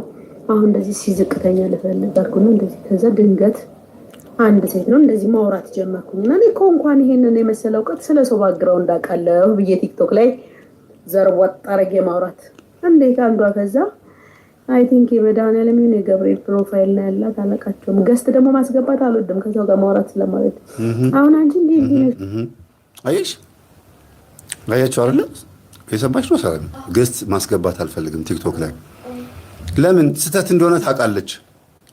አንድ እንዲታችኋት አትፈልግም። አንቺ እኮ እንደዚህ ነሽ ልትባል አትፈልግም። አንዳንድ የቤተክርስቲያን መምህራንም አሉ ገስት ማስገባት የማይፈልጉ ስም መጥቀስ ይከብደኛል። ብቻቸውን ቲክቶክ ላይ ረጅም ሰዓት ያወራሉ፣ ከዚያ ይወጣሉ ላይቭ ገብተው ማለት ነው። ለምንድን ነው? ትክክል ናችሁ እንዲባሉ እንጂ ትክክል አይደላችሁ እንዲባሉ አይፈልጉም። ናርሲሲስት ማለት ይሄ ነው። በጥቅማቸው በኩል ከመጡባቸው እንካቅመስ ስለሚሉ ማንም ጥቅማቸው እንዲነካባቸው አይፈልጉም። ናርሲሲስት ማለት ይሄ ነው። ከዛ ወደ ዋናው ስትመጡ የጠቋር መንፈስ መሆኑ ምልክቱ ቲቢት ስለሆነ በቲቢት እንድትናገር እያደረጋት ነው። ግን አስቡት አንቺ እንዲነሽ የሰው እንድልኩ አውቃለሁ ብላ ስትናገር ብቻዋን ስታወራ ሰው እንዲገባ አልፈልግም ስትል ከየት እያወጣ ኮሜንት ሳነባለች ትነግራቸዋለች። ከየት እያወጣ ነው የሚነግራት። ሰዎቹን ያያቸዋል። ቲክቶክ ውስጥ እኮ እናንተ ስትገቡ ጠንቋዮቹ ጋር ስትገቡ እኮ ስትጽፉ ማን እንደሆናቸው ያውቃቸዋል። በገመድ ውስጥ አይደለም የሚገባው፣ በአየር ውስጥ አይደለም የሚሄደው። በቃ ያውቃቸዋል። እዚህ እሷ ጋር ሆኖ ያያቸዋል እኮ ቤታችሁ ውስጥ። ለምሳሌ አንዷን አስታውሳለሁ። ጠንቋይ እንድሪያስ የሚባል ታውቃላችሁ? ቲክቶክ ላይ እነሱ ያሉበት ፕሮግራም ውስጥ ነው ያየሁት እና ቪዲዮ ተልኮልኝ ነው መምህር ይሄን ነገር እንዴት ታያላችሁ? በጣም ነው የደነገጡት ሁሉም አብዛኞቹ። ከዛ ጠንቋይ ነው የገባውና እኔ ጠንቋይ ነህ ስላላችሁኝ ጠንቋይ ነኝ፣ ግን እኔ አዋቂ ነው የምባለው ምናምን አላቸው። እሺ አሁን ምን እያረኩ ነው አለችው። በግራ እጅሽ ስልክ ይዘሻል፣ በቀኝ እጅሽ ማማሲያ ይዘሽ፣ ያረግሽው ጫማ ይሄ ነው፣ ያረግሽው ልብስ ይሄ ነው ምናምን ብሎ ነገራት። የእውነት በትክክል ማለት ያረግችውን ነገራትና በስመ አብ ወወልድ ወመንፈስ ቅዱስ ነው ጊዜ እንዴ የተሰባሰባችሁት ጥበብ ብላችሁ ነው ምንድነው በስማም የምትይው ያጭ ምናምን ብሎ ወጣ። በስማም ስላለችው ነው የወጣው። ከዛ እንደገና መልሰ ግባ ብለው ለምነውት አስገቡት። እናንተ ለምነውት በእናትህ ግባ፣ ይሄ እኮ የሚገርም ጥበብ ነው፣ ሰው ዝም ብሎ ጠንቋይ እያለ እንጂ አላሉም። ሙድ ይዙበት እኮ ነው። እያንዳንዳቸው ገስት ላይ 8 ነው ምናምን ሰው ነው የነበረው። ምን እያደረጉ እንደሆነ ኢቭን ገና ቲክቶኩ ካለቀ በኋላ ምን ሊያደርጉ እንዳሰቡ ሁሉ ነገራቸው። ይሄን ዘግቼ አሁን እንደዚህ ላደርግ ነው ያሰብሽ አይደል አላት። ጠንቋይ መንፈስ ካለበት ያውቃል የሰውን ጭንቅላት። በምን አንቺም የምትነበቢ ከሆንሽ አንተም የምትነበብ ከሆንክ ነው የሚያውቅህ። አንተ ለመነበብ ዝግጁ፣ ለሰይጣን መነበብ፣ ለሰይጣን ማንነት ዝግጁ ከሆንክ ያነብሃል፣ አይምሮህን ያነበዋል። መድኃኒዓለም ሰይጣን እንዳያነብኝ አይምሮዬን ዝጋልኝ ካልክ ግን አያነብህም። አይምሮዬን ዝጋው፣ ሰይጣን እኔን እንዳያነበኝ፣ ማንም እንዳይፈትሸኝ፣ የርኩስ መንፈስ አይምሮዬን እንዳያነበው እባክህን ከልለኝ ስትሉ ይከልላችኋል። መዝሙረ ዳዊት የሚጸልይ ሰው እንደዚህ ነው የሚጠበቀው። አርጋኑን የሚጸልይ ሰው እንደዚህ ነው የሚጠበቀው። አይምሯችሁ ይጋረዳል። መልካ ዑራኤል፣ በተለይ መልካ ዑራኤል የሚጸልይ ሰው ቅዱስ ዑራኤል መጥቶ አይምሯችሁን ሽፍን ነው የሚያደርገው። እርኩስ መንፈስ እናንተን የምታስቡትን እንዳያውቅ ያደርገዋል። ሁልጊዜ መልካ ዑራኤል የሚጸልይ ሰው እውቀትም ይኖረዋል። እውቀቱን ለሰው ሲያካፍልም በመንፈስ ቅዱስ ኃይል የሚያካፍለው ሌሎችም እንዳያነቡት ያደርጋል። እና ነገራቸው ያደረጉትን በሙሉ ሲነግራቸው ደነገጡ። በቃ ሪል ነው እንዲህ ነገር ግን እውነት ነው እንዴ ይላሉ፣ ይረበሻሉ። ኮሜንቱን ስታዩት የሚገርም ነው። በስመ አብ አዘንኩኝ። ታውቃላችሁ በጣም ነው ያዘንኩት። ተደነቁ። ምን የሚያስደንቅ ነገር አለ? ሰይጣን እኮ ነው በተቀመጡበት ቦታ ሆኖ ያጠንቋይ እያያቸው ነው። አልሄደ ደግሞ የሚገርማቸው አዲስ ገስት ገባ እና ደንግጣ ስትወጣ አዲስ ገስት ገባና እኔ ምን እያረኩ ነው አለው። እየበላህ ነው ያለው። እየበላህ ነው፣ አልጋ ላይ ተኝተህ እየበላህ ነው አለው። በጣም ደነገጠ። ገና እንደገባ ነው። ሰይጣን በምን ቅጽበት ሄዶ ነው ያየው? ይሄ ልጅ ትራንስፖርት አያስፈልገውም፣ ፓስፖርት አያስፈልገውም። አሁን እዚህ ጋር ቁጭ ብዬ እኔ አሜሪካ የሆነች ከተማ ላይ እንደዚህ ጠመዝማዛ ቦታ ላይ ምናምን ብዬ በፎቶ አሳይቸው ማን ተቀምጧል ብዬ ብጠይቀው ሊነግረኝ ይችላል። ያ ማለት ምንድነው? በሱ መስመር ከሆንኩኝ ለምን ተፈጥሯቸው እንደዚህ መሄድ፣ መጓዝ፣ ማረፍ፣ መድከም የለባቸውም። በቅጽበት ከዚህ በአይን ጥቅሻ እዚህ ጋር ናቸው። እዚህም እዛም መሆን ይችላሉ። ይሄ ተፈጥሯቸው ነው። በቃ ይሄን ተፈጥሯቸው ግን ለእኛ ግን ተአምር ይሆንብናል። ለምን? ሰርከስ ላይ አይታችኋል። አንዳንድ ነገሮች ሲሰሩ የሆነ ገመድ መጫኛ የሚያቆሙ እንጎቻ የሚሰልቡ ከምጣድ ላይ ምናምን እንደዚህ ያደርጋሉ። አንዳንድ ሰዎች ማጂክ ይሰራሉ። ሰርከስም ላይ የሆነ ምትሃት ይሰራሉ። በአፋቸው እሳት እያደረጉ የሆነ ነገር ትሪክ ይሰራሉ። ትሪክ አይደለም፣ ትሪክም ሊሆን ይችላል፣ አስማትም ሊሆን ይችላል። አስማት ነው ብለን እናስብና በቃ ሰይጣን እንዲህ ላድርገውት ነው ና አቅርበኝና ከሰው ጋር እንደዚህ ምናምን አሳይልኝ፣ ትርኢት ቆንጆ አድርጋ አሳይልኝ፣ ስንወጣ ደግሞ መስዋዕት አቀርብልሃለሁ ነው። ሌላ ነገር እኮ የለውም። ሰው ተፈጥሮ ከዚህ ግድግዳ በኋላ ምን አለ ሲባል ማወቅ የማይችል ነው በተፈጥሮ። በእግዚአብሔር ጸጋ ደግሞ ማወቅ ይችላል። ሰይጣን ካረፈበትም ደግሞ ያን ነገር ሊነግረው ይችላል። ሰይጣን እዛ ቤት ምን እየተደረገ ነው ሲለው አሾክሿኪ መንፈስ ይሄዳል። ቀጥ ብሎ ነው የሚሄደው። ሄዶ ያለው ነገር ይነግረዋል። አሾክሿኪ መንፈስ ምንድን ታውቃላችሁ? ጆሮ ላይ የሚቀመጥ መንፈስ። በተደጋጋሚ ነግሬያቸዋለሁ። ይሄን መቼም በተደጋጋሚ ነው የነገርኳችሁ። እንዲህ አይነቱን ሰይጣን እንዲህ አይነቱን መንፈስ ቆይ በፎቶ ላሳያችሁ። በጣም ብዙ ጊዜ ቆይ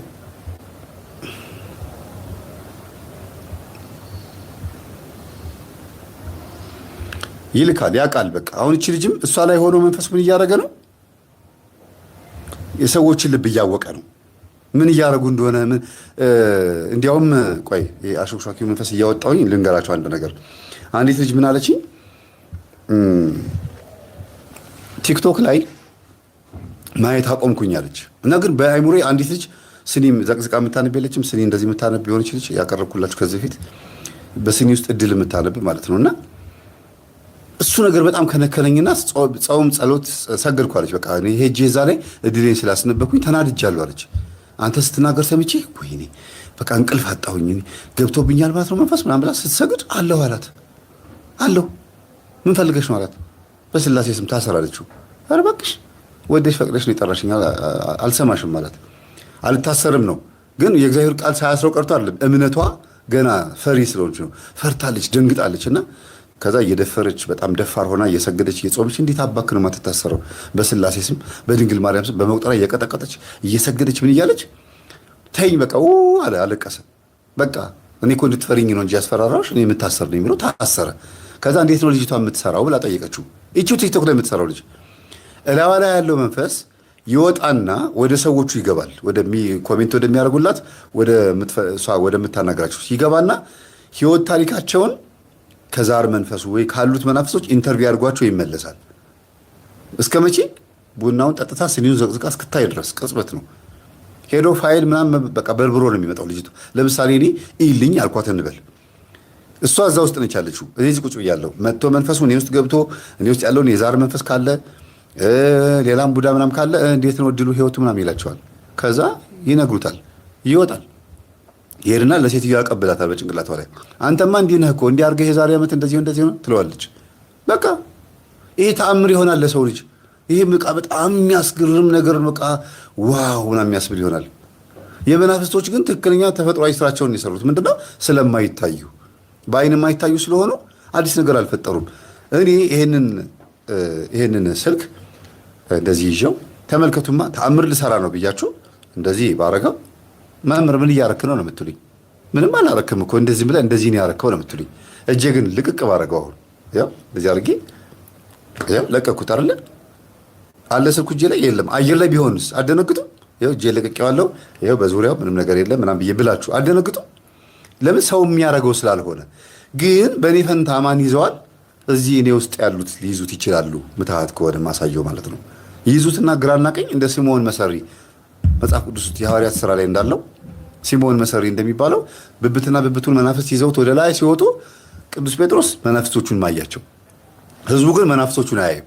ዋው ስምዖን በአየር ላይ ተንሳፈፈ ምናምን ብለው ሁሉም ሲያደንቁ የእግዚአብሔር ተአምር የሚገርም ነው፣ እግዚአብሔር የሚገርም ጥበብ ነው የሚያሳየው ምናምን ሲሉ ቅዱስ ጴጥሮስ ምን አረገ?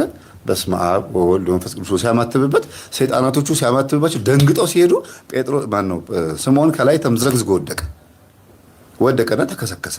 ከዛስ መጣና እናንተ ጋር ያለው ኃይል የሚገርም ኃይል ነው፣ እባካችሁ ለኔ ስጦኝ ብሎ በገንዘብ ሊገዛ ሞከረ ይላል። በስመ አብ ብሎ ስላወረደው መናፍስቶቹ በስመ አብ ይፈራሉ ማለት ነው። ግን መናፍስቶቹ በአየር ላይ መብረር ስራቸው ነው፣ በአየር ላይ መሳፈፍ ስራቸው ነው፣ ተፈጥሯቸው ነው። ለነሱ ተአምር አይደለም ምንም። እኔ መራመድ ተፈጥሮዬ ነው፣ መብላት መጠጣት ተፈጥሮዬ ነው። ይህንን ተአምር ብዬ ማቅረብ ይችላል? ስጎርስ ይሁኝማ ብዬ ልል እችላለሁ? አልችልም። ሰው የማያደርገውን ነገር ግን መናፍስቶቹ በሰው ላይ ሆነው ሊያደርጉ ይችላሉ። እና ሰውን ጅል ይሉታል መናፍስቶቹ። ለምን? ለእነሱ በጣም ኢዚ ነገር ነው። ይህን አየር ላይ ሳንሳፈፍለት እኮ ተአምር ነው የሚሉት እኮ እነሱ። ምን ከረፈፎች ናቸው ይላል መናፍስቶቹ በርስ በርስ። ስለዚህ የሰው ልጅ እጅግ በጣም ሞኝ ሆኖ በመናፍስት ልቦና ወይ በመናፍስት ዓለም ሞኝ ሆኖ ነው የሚታወቀው። ለዚህ ነው አንለቅም ብሎ የሚከራከሩ። እንደ ብልጥ እንደ ትልቅ ሰው እንደ ቅዱሳን አይቆጥሩንም። ቅዱሳን ከዚህ ሁሉ ህዝብ አምልጠው ነው ቅዱስ የተባሉት። ከዚህኛው ሞኝነት ወጥተው ነው ቅዱስ የተባሉት።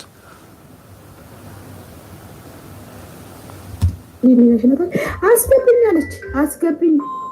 ከዛ ታቂኛለሽ ታቂኛለሽ። አረና ያላቀሽን በመድኃኒዓለም ታቂኛለሽ ወይስ ደግሞ የነገረሽ ሰው አለ ስለኔ ባግራውንድ ብላ ቁጭ። ከዛ ከስር ለኔም እኔንም አውሪኝ ምናምን። ከዛም ይገርማችሁ አንዷ በገንዘብ ይልኝ ብላ የመድኃኒዓለም ፕሮፋይል ያደረገች ነው አናገርኩ ያለችው። ለኔም ይልኝ የሚሉ ሰዎች እርግጠኛ ነኝ የማርያም የመድኃኒዓለም ስዕል ብቻ ላይሆን ይችላል። ግን እንደዚህም አይነት ምልክት ያላቸው ሰዎች ሲገቡ ለሷ በቃ በጣም ነው የምትናደደው፣ በውስጧ ትናደደው። ከላይ ግን እሺ ትላቸዋለች። መንፈሱ እነዛን ሰዎች ለማጥበድም ስለሚመቸው ነው።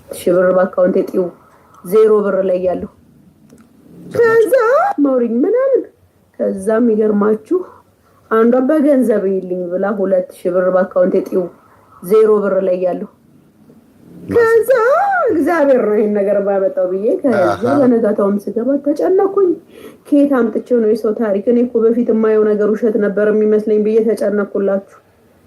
ፓርት 4ን እንደቀጥልላችሁ ፓርት 4 እያላችሁ ኮመንት አድርጉ። እንግዲህ እህታችን በዚህ ልክ የተሸወደች ሆና ሳለ ህዝቡ ደግሞ መልሶ አብሮ ሲሸወደ አይገርማችሁም? ቤተሰቦች አያገርማችሁም? በጣም የሚገርመው እና እስቲ ይሄን ቪዲዮ እዩት። ምን ያስተምራችኋል ይሄ ቪዲዮ?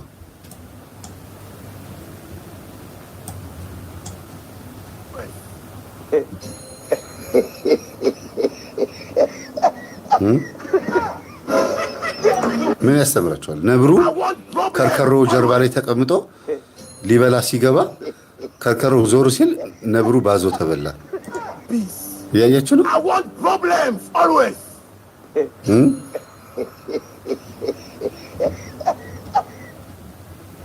ይሄ ነው እንግዲህ ላይፋችን። አገኘን ብለን እንደ ከርከሮ የተናገሩትን የማይረሱ እንደዛች ልጅ። ከርከሮ ማለት እየሄደ የት እየሄደ እንደሆነ ይረሳዋል። እየበላ ምን እያደረገ እንደሆነ ይረሳዋል። ከርከሮ ማለት እንደዛ ነው። ከርከሮ ማለት የጫካ አሳማ ወይም ደግሞ ግሬዱ ከፍ ያለ አሳማ ማለት ነው። በአጠቃላይ ብቻ ነብሩ ከርከሮዋ ላይ ተቀምጦ ሊጥላት ነው የሚፈልገው። በጥፍሩ በምናምን ይዟታል። ድብን አድርጎ እየሄደች ነው። እሷ ዘና ብላ እየሄደች ነው። እና እቺ ልጅ እንደ ከርከሮ ሰዷት። ምሳሌው ምንድነው? ባህሪ ነው። አሁን የተናገረችውን ምናምን የዛሬ ዓመት የተናገረችውን አታስታውሰውም። እቺ ልጅ ከኋላዋ በመንፈስ ተይዛለች። ከኋላዋ ከዛ መልሶ ደግሞ እናንተ እሷን በነቦታ እናንተ ናችሁ ሙጥኝ ብላችሁ የኔን የሚልኝ ትላላችሁ። ከዛስ ተመልከቱት፣ ዞር ስትል በሌላ አውሬ ትበላለህ ማለት ነው። እሷ ላይ መተህ መዳፍን ያስነበብክ እድልን ያስቆጠርክ፣ በአጠቃላይ ምን እያረክ እንደነበረ ማሰብ ግዴታህ ነው። ጥንቆላ ሰዎችን ምን እንደሚያደርግ ደግሞ ተመልከቱ። ይህ ሰውዬ የሚናገረውን ነገር እንስማ እስቲ።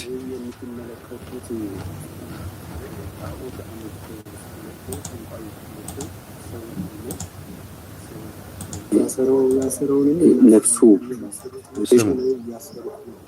እሺ ይሄ የምትመለከቱት ጣዖት አምልኮ ውስጥ መጥቶ ጠንቋዩ ጋር መጥቶ ሰው እንዲሞት ሰው ነፍሱ ትዳሩ ቤተሰቡ ልጆቹ እንዲታሰሩ ሰዎች እዛ ያስራሉ። እኔም አሳሪውን እያሰርኩ እዛው አስሪ ያለው አሳሪው ይታሰር። ከዚያ ደግሞ ለማስገደል የፈለጉትን ሰው እዚሁ ወደ ውስጥ ገባ ብሎ ብዙ ሰዎች አሉ። እዛ ይሞት ብሎ ተጠርቶ ያልመጣ እነርሱ ለማስገደል የፈለጉት ሰው ተጠርቶ ያልመጣ ሰው እንዲሞት ይደረጋል። እንዲሞት የሚደረገው እዛ ባለበት በቤቱ ሆኖ እንዲሞት እዚህ ዶሮ ያርዱታል። ዶሮ ትንሽ ቆርጦ ከጣሉ በኋላ ዶሮ እየተሰቃየ በራሱ ጊዜ ይሞታል ማለት ነው። እዩዋቸው እነዚህ በዚህ ቦታዎች ላይ ውስጡ ላይ ይጥላሉ። ከዛ ዶሮ አሁን ነጭ ዶሮ እዚህ ቀይ ዶሮ ጥቁር ዶሮ ያው ቆርጦ ይጣሉት። እንደዚህ ነው የሚሆኑት።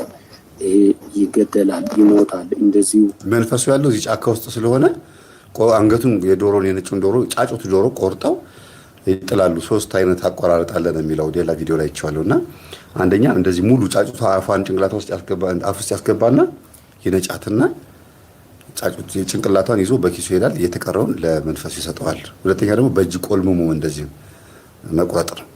ሶስተኛ ደግሞ በቢላ ነው የሚቆርጡት እና መንፈሱ እንደ መንፈሱ አይነት ይለያያል ነው የሚሉት። ራሄሎ ከሆነች በስርዓቱ ደሙ በቢላ ታርዶ እንዲሰጣት ነው የምትፈልገው። ጨንገር ከሆነ ደግሞ እንደዚህ ቁልምም አድርገው ቁርጥ እንዲደረግ ነው የሚፈልገው። እንደገና ደግሞ እንደዚህ በአፍ የሚነጨው ምንድን ነው አሉ የሆነ ብቻ መንፈስ ነው እንደዚህ ይፈልጋል አሉ እና አሁን ይሄ ዶሮ ተንደፋድፎ እስኪሞት ይጠበቃል። የሰውም ህይወት እንደዛ ነው። በዚህ ምድር ላይ ጠንቋይ ቤት የሄደ ሰው ልክ እንደዚህ ዶሮ ነው የሚሆነው። አብሮ ነው ጭንቅላቱ የተቆረጠው፣ አብሮ ነው የሚንደፋደፈው። በህይወቱም እንደዛ ነው የሚሆነው። ታገኛለህ፣ ገንዘብ ሀብታም ይሆንክ ይመስልሃል። ባገኘኸው ልክ ደግሞ ታወጣለህ። ቃል በሰው ላይ ያደርጋል። እንግዲህ ይህንን ህዝብ ነፃ የሚያወጣው መንግስትም አይደለም። ይህንን ህዝብ የሚያወጣው ኢኮኖሚም አይደለም፣ ልማትም አይደለም። ይህንን ህዝብ የሚያወጣው ነፃ የሚያወጣው ወንጌል ነው፣ ጌታ ነው፣ እግዚአብሔር ነው። እግዚአብሔር ይህንን ሰው ነፃ ያውጣ። እኛም ለዚህ የእውነተኛውን መንገድ ለማሳወቅ በቦታው ተገኝተን ለተለያዩ ሰዎች የወንጌልን ብርሃን አካፈለ። እንግዲህ ብዙ የወንጌል ብርሃን ፕሮቴስታንት ነው ብዬ ነው የማስበው። የወንጌልን ብርሃን ማካፈል ማለት ገብቶ ኢየሱስ ክርስቶስ ጌታ ነው ተቀበል፣ ይሄ የምታደርገው ጥንቆላ ነው አጋንንታዊ ነው ብሎ በፊት ለፊት መመስከር እንጂ ቪዲዮ ቀርጾ መምጣት አይደለም። በመሰረቱ ፊት ለፊት መናገር ነው ምስክርነት። ግን ድፍረቱን አደንቃለሁ፣ ቀርጾ በመምጣቱ እኛ እንድናየው በማድረጉ። ከዛ ውጭ ግን ምስክርነት ነው ብዬ አላስብም። እንደኔ ምስክርነት ነው ብዬ የማስበው ሄዶ ሰውየውን ንስሐ እንዲገባ ነግሮ መምጣት ነው። አንዲት ሴት አሁን በህይወት የለችም፣ ጠንቋይ ቤት ገብታ እባክህን ስለ እግዚአብሔር እባክህን እንደው በጌታ በኢየሱስ ክርስቶስ እባክህን ንስሐ ግባ፣ በቃ ሞት ሲመጣብህ አይቻለሁ ምናምን አለችው እና እሷ ሞተች በሁለተኛ ሳምንቷ። ያ ማለት ምስክርነት ስትመሰክሩ ትሞታላችሁ ማለት አይደለም። እሷ አለ እሷ ሞታለች። ከዛ ሰው ምን አለ? ደፍራ ስለገባች ነው እንደዚህ ስለሆነች ነው ምናምን አለ። በቃ በጣም ብዙ ነገር ተወራ እና አብዛኞቹ በጴንጤ ሃይማኖት ውስጥ ያሉ ሰዎች በሙሉ ወደ ጠንቋዩ መጡ። የሰማችሁ ነው። ወደ ጠንቋዩ መጡና ይቅርታ አድርግልን ምናምን አሉት። ወደ ጴንጤ ሃይማኖት የገቡት በሙሉ እሷን መግደል ከቻለ ጌታ ካላዳናትማ እኛ ከአንተ ያመጽ ነው ምናምን ብለው በቃ ገመጡና ችግር የለም ምናምን ብሎ መረቃቸው ምናምን ተቀመጡ። ለአንድ አመት ያክል ምናምን በቃ ከሱ ጋር ሲያሸረግሩ ጌታን አውቀናል ብሎ የሚያስቡ ናቸው። ከዛ ሲያጓሩ ምን ብሎ ነው የሚያጓሩት? ከዛ ውስጥ እንግዲህ አንዷ መታ ነው የምትነግረኝ እና እኔ አዳልሞቴ ነኝ ብሎ ጸበል ቦታ ላይ መጥቶ ይጮሃል። እዛም አዳልሞቴ ነኝ እያለ ነው የሚጮኸው። እኔ አዳልሞቴ እኔ እንደዚህ ብዬ ከዛ ነይ ስላት አልሰማ ብላ ካንተ ርቃ ምንም ላይ በጃት ይላል። ከዛ ታዲያ አንከውከዋ መጣህልኝ እኮ እያለ ይለዋል። አሁን ደግሞ ተመልሳ ጸበል ቦታ ላይ ደግሞ እኛ ጋር ሲመጡ ደግሞ እዛ ያሉትን ደግሞ እንደገና ያው አዳልሞቴ መጀመሪያ መናፍቅ ያደረጋት አዳልሞቴ ነው። ቀጥሎም ደግሞ ልጅቷ እንድትሞት ያደረጋትም ያው አዳልሞቴ መንፈስ ነው። በእሷ ምክንያት ደግሞ በጣም ብዙ ሰዎች ከጴንጤነት መጥተው ወደ ጠንቋይ ቤት እንዲገቡ ምክንያት ሆነ። ገጠር ላይ ነው እንግዲህ ለምን ሲባል እውቀት፣ ወንጌል፣ ምስክርነት ምን እንደሆነ በደንብ አለማወቅ። ትክክለኛው እምነት ላይ ሆኖ መመስከርና ጌታን ተቀብያለሁ ብሎ አስቦ መመስከር ይለያያል። ዝም ብሎ ጌታ ስላሉ ብቻ የትኛው ጌታ ጌታ ሆይ ይሉኛል በከንቱ በአፋቸው ይሉኛል፣ ልባቸው ግን ከማን የራቀ ነው? ከኔ የራቀ ነው አለ። አታዩም? በዚህ ሴትዮ ሞት ምክንያት እንኳን ኢየሱስን አምላክን ትተው መተው ገቡ ሲባል እንደው ትክክለኛውን ኢየሱስን አልተውትም እንጂ መጀመሪያ አልተቀበሉትም እንጂ ይገርማል። ነው የሚከፍሉት ከ5000 ብር በላይ ትራንስፖርት ከፍሎ ከሩቅ ቦታ ወደዚህ ይመጣሉ። ይሄ ለአካባቢውም ለኢትዮጵያም በጣም መርገም ነው። እግዚአብሔር እውነት ይሄንን ተመልክቶ ይሄንን ጣዖት አምልኮ እንዲያፈራርስ በያላችሁበት ጸልዩ። እግዚአብሔር ጣዖታትን የሚያፈራርሰው አንተ መጀመሪያ ስትቃወምና ስታፈርሰው ነው። አንተ ቀርጸው ስለመጣ አይደለም የሚያፈርሰው፣ እዛ ቦታ ሄደ መስክረ ስትመጣ ነው። ዛሬ አንተ ልትቀርጸው ስለሄድክ ነው እግዚአብሔር ጣዖታትን እየተመለኩ እንደሆነ በአንተ አይን ውስጥ የሚያየው። አንተ ሳትወለድ ጀምሮ ዓለም ገና ሳትፈጠር ማለት አዳም ሳይፈጠር ጀምሮ ሰይጣን ከሰማይ ወደ ምድር እንደወደቀ እግዚአብሔር ያውቃል። ግን ሲፈጥረን ደግሞ የወደቀ ሰይጣን እንዳለ ስለሚያውቅ እግዚአብሔር ወይም ሰይጣን እንደጣለው ስለሚያውቅ እኛ ለሰይጣን ሬዚስት አድርገን እንድንቋቋመው አድርጎ ነው የፈጠረን። ምን ይሸነፍ አልነበርንም፣ ግን ነፃ ፈቃዳችን ለሰይጣን ዳረገን። ነፃ ፈቃድ ባይኖረን ኖሮ ደግሞ እግዚአብሔርን ባሪያ ያደረከን እንለዋለን። ስለዚህ ሰው በጣም አስቸጋሪ ፍጥረት ስለሆነ ነው ለሰይጣን የተማረከው። ይሄ ነው ትልቁ ጉዳይ። ሰይጣን ወደቀ፣ ከወደቀ በኋላ ሰው ተፈጠረ። ከዛስ ሲፈጥረን እንድናሸንፈው አድርጎ ፈጠረን።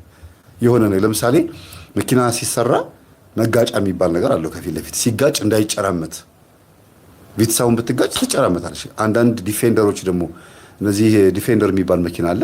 እነሱ ደግሞ ከፊት ለፊታቸው ትልቅ መጋጫ አለ፣ ከኋላ መጋጫ አላቸውና መጥቶ መኪናውን አያገኘው። ከድንጋይ ጋር ከምንም ጋር ቢጋጭ ብረቱን ነው ከፊት የሚያገኘውና ሲፈጥረን እንደዛ አድርጎ ነው የፈጠረን። እንዳንጎዳ አድርጎ ነበር የፈጠረን። በምን በነፃ ፈቃዳችን። እኔንም ማምለክ ትችላላችሁ፣ ነፃነት አላችሁ።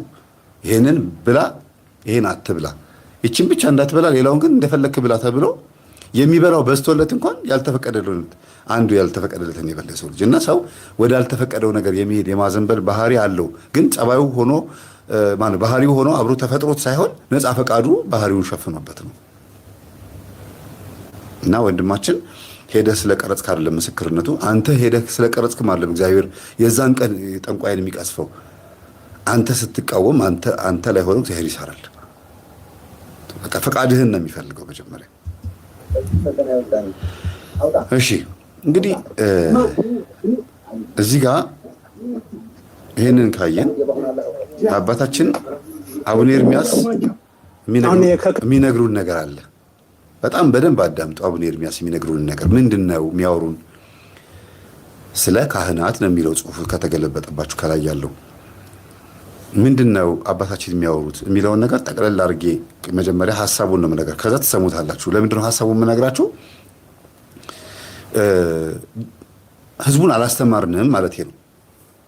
ካህናትም ሆኑ የቤተክርስቲያን ቴዎሎጂ ተመረቃችሁ የወጣችሁ አብነት ትምህርት ቤት ተፈርሞላችሁ መታወቂያ ተሰጥቷችሁ ትክክለኛ መሪጌታ፣ ካህን፣ ጳጳስ፣ ቆሞስ ምናምን ተብለን ተመርቀን የወጣን መምህራን በአብዛኞቻችን ህዝቡ የሚያውቀውን ነገር እንኳን አናውቅም።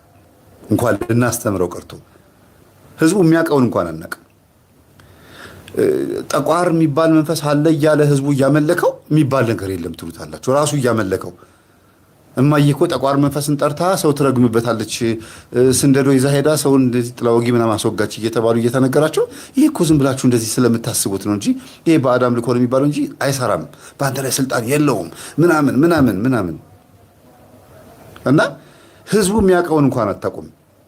እናንተ የምታውቁት እዛ በቴዎሎጂ የተማራችሁትንና ያነበባችሁትን ብቻ ነው። ምናልባት እናትህ ባዕድ አምልኮ ታመልክ ከነበረ አንድ ሰባኪ ካለህ ምናልባት አንተ ትንሽ ጭላንጭሉን ታውቀው ይሆናል። ደብተራ ሲደግም ካየህ በአብነት ትምህርት ቤት ውስጥ አንዳንድ ውልብ ብሎ በሆነ አጋጣሚ ያየኸው ካለ ነው እንጂ እንዲህ የሚባል ነገር የለም። ተቃውሙት ምናምን መቃወም አቅቶት ነው ህዝቡ። መቃወሚያ አንደበት ስለሌለው ነው እንጂ አንገቱን የሚያስደፋ ስራ ስለሰራ ነው እንጂ። ስለዚህ ቢያንስ ህዝቡ የሚያውቀውን ነገር እንኳን ለማወቅ ሞክሩ። እኔ አሁን ህዝቡ የሚያውቀውን ስላወቅኩ ነው ከችግር እንዲወጣ እየመከርኩት ያለሁት። እኔም ራሴ እዛ ችግር ውስጥ ስለነበርኩኝ ነው ነበርኩ ብዬም ለህዝቡም ስለነገርኩት ነው። ችግራችን ስለምንተዋወቅ ነው የምንግባባው። ስለዚህ አባታችን የሚናገሩትን በነገር በደንብ አስተውሉ፣ እስቲ በደንብ ስሙ። አቀባበል ጋር ያነሳችሁ ችግር አለ። ያው እኔም እንዴት እንደተቀበልኩ አውቃለሁ፣ እናንተም ታውቃላችሁ። ውዳሴ ማርያም ጨረስ ስሙ፣ መልካ ማርያም መልካዬ፣ አሁን ከክህነት አቀባበል ጋር ያነሳችሁ ችግር አለ። ያው እኔም እንዴት እንደተቀበልኩ አውቃለሁ፣ እናንተም ታውቃላችሁ። ውዳሴ ማርያም ጨረስ መልካ ማርያም መልካ ኢየሱስ ያው ሸመደል ዳዊት ደገምን። ከዛ በኋላ ዳዊት ደግሟል ይቀበል ተባለ። እንደዛ ሆነን የተቀበልነው። እንዳጋጣሚ ሆኖ እኔ ግን 3 ጊዜ ቅኔ ቤት ገብቼ ተቀኝቼ ነው የተቀበልኩት። ያም ሆኖ ግን ገና ልክ አልነበርኩም። አሁን እንዳልኳችሁ ነው። ውዳሴ ማርያም የሸመደደ ሰው፣ ዳዊት የደገመ ሰው ካህን ስናደርግ በቅቷል ወይ? ሙሉ ነው ወይ ይሄ ሰው? መጀመሪያ እምነቱን መቻ አሳወቅ ነው። መጀመሪያ የቤተክርስቲያን ስርዓት መቻ አስለመድ ነው። ክህነት ማለት ምን እንደሆነ መጀመሪያ መች ነገር ነው። ያን የምናስተምረው ምስጢራተ ቤተክርስቲያን መጀመሪያ ስናስተምረው ነው። ውዳሴ ማርያም ስለሸመደደ ብቻ ክህነት ሰጠ ነው። ከዛ በኋላ አጋጣሚ ድሉ ከገጠመው አቋቋም ሊማር ድጓ ሊማር ይችላል፣ መርጌታ ሊሆን ይችላል። ይሄው ነው እንግዲህ ልዩነቱ። ግን ያም ሆኖ እምነቱ እንደተሸፋፈነ ነው። ከዛ ሌላው ደግሞ ያው ዳዊት እንደደገመ ዲያቆን ሆነ፣ እውቀት ሳይጨምር ቄስ ሆነ። ማዕርጉ ይጨመራል፣ እውቀቱ አይጨመርም። በጣም በሚገርም ሁኔታ እውቀት አይጨመርም። ያው ነው፣ ያው ሲቀበል የነበረው እውቀት ነው። ሹመቱ ግን ቅስና፣ ቁምስና፣ ጵጵስና እያለ ሄዷል። በቃ ማዕርጉ ነው የሚያድገው ብሎ የሚቆለለው። እንዲሁ ይህንን አካሄድ ካልቀየር ነው በዚህ አካሄድ ቅስና፣ ድቁና፣ ጵጵስና ዋጋ ይኖረዋል ብላችሁ ታስባላችሁ? ስለዚህ እንደ ሀገረ ስብከት አሁን እያደረግን ያለ ነው። እናንተ ብትረዱን ይሄ የተለመደው እንደተባለ ውዳሴ ማርያም መጨረስ፣ ዳዊት በስነ ስርዓት መድገም፣ እንዲደግሙ ማድረግ። ቢያንስ ይህን ከጨረሱ በኋላ ቅድም ያልናቸውን ደግሞ ስለ እግዚአብሔር ሀልወት ባጭሩ መረዳት እንዲችሉ፣ ስለ ምስጢራተ ቤተክርስቲያን ባጭሩ እንዲረዱ ማድረግ። ይህንን አድርጋችሁ በሰበካ ጉባኤ አማካኝነት መምህራን ፈትናችሁ ለወረዳ ላኩልን። ወረዳ ቤተ ክህነቱ ደግሞ ተቀብሎ ልክ ናቸው ወይ እነዚህ ልጆች ብሎ መዝኖ ወደ ሀገረ ስብከቱ ይልካል። ሀገረ ስብከቱ ይመዝንና ተጨማሪ ስልጠናዎችን ሰጥቶ ዲቁና እንዲቀበሉ ያደርጋል። አሁን በዚህ መንገድ ጀምረናል። ግን ወከባው ቀላል አይምሰላችሁ። ቤተክርስቲያኗን ሊዘጓት ነው። ይኸው ይህን ያህል ሰው መለሱ ይሉናል። 5 አላዋቂ ከማከማቸት ምን አለ አንድ አዋቂ ሹመን ቢያጥናት። እንዲህ ይሄ በቁጥር ምናምን በቃ ይሄን ያህል ቄስ አለ የሚለው ይሄን ያህል ዲያቆን አለ የሚለው እና አንድ ትልቅ እድል ይመስለናል። ቁጥር ላይ ሳይሆን ጥራት ላይ ነው መጨነቅ ያለብን። ጥራት ላይ 12 ሐዋርያት ጥራት እኮ ስላላቸው ነው ዓለምን የለወጡት። ይኸው አንድ ደብር 20-50 ቄስ አለ። አሁን ግን ከጎን ምዕመናን ይጠፋሉ። በጥንቁልና በመጋደር በምን ይጠፋሉ። አሁን የምናየው ችግር ሁሉ የቤተ ክርስቲያን አቅም ማጣት የፈጠረው ችግር ነው። ስለዚህ ክህነት አሰጣጥ ላይ መምህራን እርዱንና መልክና ሲይዘው እኔም እናንተ ባሰለጠናችሁ ጊዜ ገደብ ሳልሰጥ መጥቼ እሰጣለሁ። አሁን በዚህ ዓመት ያቀድነው እቅድ እስካሁን 3 ጊዜ ነው በዓመት የምንሰጠው። አሁን ግን 3 ጊዜ አይደለም የምንሰጠው ብለናል። ላሊበላ ላይ እንዳለ ሆኖ ወልዳያ ላይ 2 ጊዜ የምንሰጠው እንዳለ ሆኖ ወረዳዎች ላይ ደግሞ እየወረድን እያዘጋጀን ለምን 5 አይሆኑ ለምን 10 አይሆኑ ለነዚያ ሰጥተን መመለስ ባበቃችኋቸው ጊዜ እስከ ወረዳ ድረስ እንመጣለን። እኛ ልጆች አሰልጥናችሁ በጨረሳችሁ ጊዜ በረከታቸው ይደርብን። በእውነት አባታችን አቡነ ኤርሚያስ የቀድሞ አቡነ ሳሙኤል ማለት ነው የወሎ ሀገረ ስብከት ሊቀ ጳጳስ በእውነት በጣም ነው የማመሰግነው። የልቤን ነው የሚናገሩት። እኔ የእሳቸው ተማሪ በመሆኔ እንዴት እንደምኮራ ቴዎሎጂ ያስተማሩኝ አባቴ ናቸው 3 ዓመት። እጅግ በጣም ነው የምወዳቸው። ዮሐንስ ወንጌል አንድምታን ሲያስተምሩ እንዴት ፈትፍተው እንደሚያስተምሩ ብታዩ እያንዳንዷን ቃል ዘርዝረውና የአዲስ ኪዳን የሃይማኖት ትምህርት መምህር ናቸው። በትክክል የሚያስተምሩትን የሚኖሩ አባት እንደሆኑ ነው የተረዳሁት። ለምን ያኔ መነኩሴ እያሉ አቡነ ሳሙኤል በነበሩበት ሰዓት ስለማውቃቸው ልክ ጳጳስ ሆኖ ደግሞ ሳያቸው ራሱን እዛ ማቀው ማንነታቸውን እዚህ ጋር ደግሞ ተሻሽሎ ሳይ በትክክልም በነገሮች እያደጉ ነው የመጡት። እኛ አባት ማድረግ የሚፈልጉት ነገር እያደረጉት ነው ያሉት ማለት ነው ብዬ ነው ያሰብኩት። አንዱ ይሄ ነው ሳልናገር ማላልፈው። ሁለተኛ ደግሞ ልክ አይደሉም ወይ የተናገሩት ነገር ትክክል አይደለም ወይ?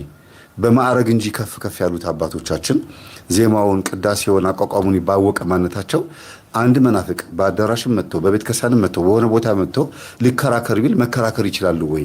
ገድልና ድርሳኑን ስንክሳሩን ጠቅሰውስ ማስረዳት ይችላሉ ወይ? እነዚህ አባቶች መጽሐፍ ቅዱስን በትክክል ማስረዳት የሚችሉ ናቸው ወይ? ህዝቡንስ ከጠፋበት የሚመልሱ ከዝሙት፣ ከባዕድ አምልኮ፣ ከምንፍቅና ትምህርት፣ ከሐራጥቃነት፣ ከተሐድሶነት፣ ከተለያየ ነገር መመለስ የሚችል አቅም አላቸው ወይ? እሺ በዚህ አቅም እንኳን በእውቀት አቅም ባይኖራቸው በጸሎታቸውስ ህዝቡን እያገዙት ነው ወይስ መኪና እንዲገዛላቸው፣ ብር እንዲሰጣቸው፣ ልብሳቸው እንዲቀየር፣ የተለያየ ነገር እንዲደረግላቸው ብቻ ህዝቡን የሚፈልጉት ናቸው? ቤት መርጠው የሚሄዱ ናቸው? በአሁኑ ሰዓት ያሉት አገልጋዮች በአጠቃላይ ህዝቡን በትክክል ይዘውታሉ ወይ? ህዝቡ የሚያውቀውን ያውቃሉ ወይ ብዬ ጠይቋችሁ። ለዚህ ነው ስልጣኑ እጃቸው ላይ፣ ክህነቱ በእጃቸው ላይ እግዚአብሔር አይንተ እግዚአብሔር ሆኖ ተብለው እንዲጠሩ ፈቅዶላቸው የእግዚአብሔር አይኖች ተብለው አሁን የማን አይን ናቸው? የእግዚአብሔር አይን ናቸው ወይስ የዲያብሎስ አይን ናቸው? ቀጥታ ነው የምናገር ያለሁት። በእነሱ አይን ማን ነው የታየው? ፍጥረቱ፣ ትውልዱ በአይናቸው ከታየ እግዚአብሔር አይቶናል ወይ? በእነሱ አይን ጎብኝቶናል ወይ? አይንተ እግዚአብሔርነት የሚለውን ነገር ማድረግ ሰርቷል ወይ? በዚህ ልክ እንግዲህ አስቡት። ቤተ መንግስትም ይግቡ፣ የሆነ ፖለቲካ ቦታ የሚሄዱ፣ አውቶቡስ ቦታ፣ ባንክ የሚሄዱ ሰው እየተነሳላቸው ቦታ እየሰጣቸው እያከበራቸው ትልቅ ቦታ ተቀምጠው ግን ውስጥ ትልቅነት የለም። በአካል ህዝቡ የትም ቦታ ይሁን ያከብራቸዋል። እግዚአብሔር ይስጠው። እንዲያውም የተሻለ ነገር እንዳላቸው ያለ ቦታው የመጣን ሰው ሁሉ ማዘዝ እንደሚችሉ ማለት እንዲያውም ጠቅላይ ሚኒስትሩ ተናግረዋል። ቆይ እስቱ ላቅርበው። ያለ ቦታው ስሙት እንግዲህ ይሄ አሁን ያለው መንግስት አንደኛ የፕሮቴስታንት መንግስት አይደለም። በደንብ አዳምጡ። የኢትዮጵያ መንግስት ነው። 14.5 ሚሊዮን አባል ያለው ብዙ እስላሞች፣ ብዙ ኦርቶዶክሶች፣ ብዙ ጴንጤዎች፣ ብዙ የማያምኑ ሰዎች ያሉበት ነው። ለምሳሌ ፓርቲያችንን እኔ እናንተ አካባቢ ነኝ፣ ምክትሌ ኦርቶዶክስ ናቸው፣ ሌላው ምክትሌ ሙስሊም ናቸው። በጋራ ነው ፖሊሲ የምናወጣው። የተለየ ባለቤት ለመሆን ማትሞክሩ፣ የተለየ ደጋፊ ነንም አትበሉ። ከናንተ ውስጥ እንደ ዜጋ ይሄ ራዕይ ጠቅመኛል የፈለገናል ያልፈለገናል መብቱ ነው። እንደዛ ብሎ የሚያስቡ ሰዎችም ትክክል አይደሉም። በእምነት ቦታ ላይ በደብስሙ የፖለቲካ አመራሮች ሲገኙ እንደ ምእመን ነው መሆን ያለባቸው እንጂ እንደለመዱት መድረክ የሚሻሙበትና ዲስኩር የሚያደርጉበት ከሆነ ይበላሻል። የሄዱ ዲስኩር የሚያደርጉ ፖለቲከኞች ያ መድረክ ለነሱ የተገባ አይደለም፣ አይመጥኑትም። መድረኩ ራሱ እዚህ ጋር እንደምናገረው ሁሉ አንተ ጋር ስመጣ አንተ ነህ የሚገባ የተቀባው ለዛ እንጂ እኔ አይደለሁም። በሄድኩበት ሁሉ በዓል ባለበት ሁሉ የበዓሉን መድረክ ወስዶ እንትን ማለት ጥሩ ልምምድ አይደለም።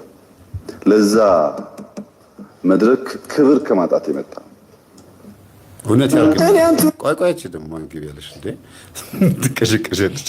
አሁን የራስ ስራ ላይ ነን። ይሄኛውን ደግሞ ስሙት። የሀገር መከላከያ ሚኒስቴር እንዲሁም የፌዴራል ፖሊስ ከዚህ ሰዓት ጀምሮ በነገራችን ላይ ይሄን ከማሰማቴ በፊት መጀመሪያ የተናገሩትን ጠቅላይ ሚኒስትር የተናገሩትን ነገር ከምን አንጻር ነው ያቀረቡት? የፖለቲካ አልወድም፣ ግን የሃይማኖት አባቶች ያሉበት ቦታ ላይ የመንግስት ፖለቲከኛ ሰዎች መጥተው ተጋብዘው እንደ አዳነች አቤቤ ከንቲባዋ፣ ክቡር ከንቲባ ማለት ነው፣ እንደ ሌሎችም ሲመጡ በቦታው ላይ እንግዳ ነው መሆን ያለባቸው፣ እንደፈለጉ ዲስኩራቸውን መንፋት የለባቸውም ነው ያለው ጠቅላይ ሚኒስትሩ። ትክክል ነው የተናገረው ነገር 100% ያርግልን ለምንለው ለምን መስቀል በዓል በሚከበርበትም ሰዓት የተለያየ ነገር ኦርቶዶክሳዊ በዓል በምታከብርበት ሰዓት ከመንግስት አካል አንድ የሚናገር ሰው ይመጣል፣ ሀሳባቸውን ተናግረው ይወርዳሉ። ከዛ ውጭ ግን በዓሉ የማን ነው? የሙስሊም ከሆነ ሙስሊም፣ የኦርቶዶክስ ከሆነ የኦርቶዶክስ ነው የሚሆነው። ባለቤቱ ማን ነው? የኦርቶዶክስ ከሆነ በቃ የቄሶቹ ነው ማለት ነው። የመናገር መብት አላችሁ። ቦታው ላይ ቦታውን የምትይዙት 90% የምትይዙትና ግሬሱ የናንተ ነው፣ ክብሩ የናንተ ነው የተባለው። ምን አስፈራችሁ ታዲያ? ህዝቡን ለማስተማር ወጥቶ ለመናገር ለመመስከር አንድ ባህታዊ ወጥቶ የሆነ ቦታ ላይ ወጥቶ ትንሽ ለማስተማር ሲሞክር እንትኖቹ ፖሊሶቹ ይዙኛል ያባሩኛል ምናምን ብለው አይፈሩም አይደል? ባህታዊዎቹ ለምን ነፍሳቸውን ኦልሬዲ አንድ ጊዜ ስጋቸውን ለነፍሳቸው አስገዝተዋል፣ በደንብ ይወጣሉ። ሰባኪያን ግን ንግግራቸው የተቆጠበ መምህራን በቃ እንትን ይሄ በቃ አላለ ከፖለቲካ ጋር አለመነካካት ምናምን።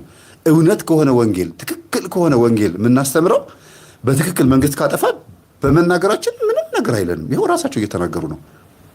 መንግስት ላይ ችግር ካለ ይኸው እዚህ ጋር እየተናገሩ ነው። ስሙት። መንግስት ማድረግ የሚገባበትን ድርሻ ነው እየተናገሩ ያሉት።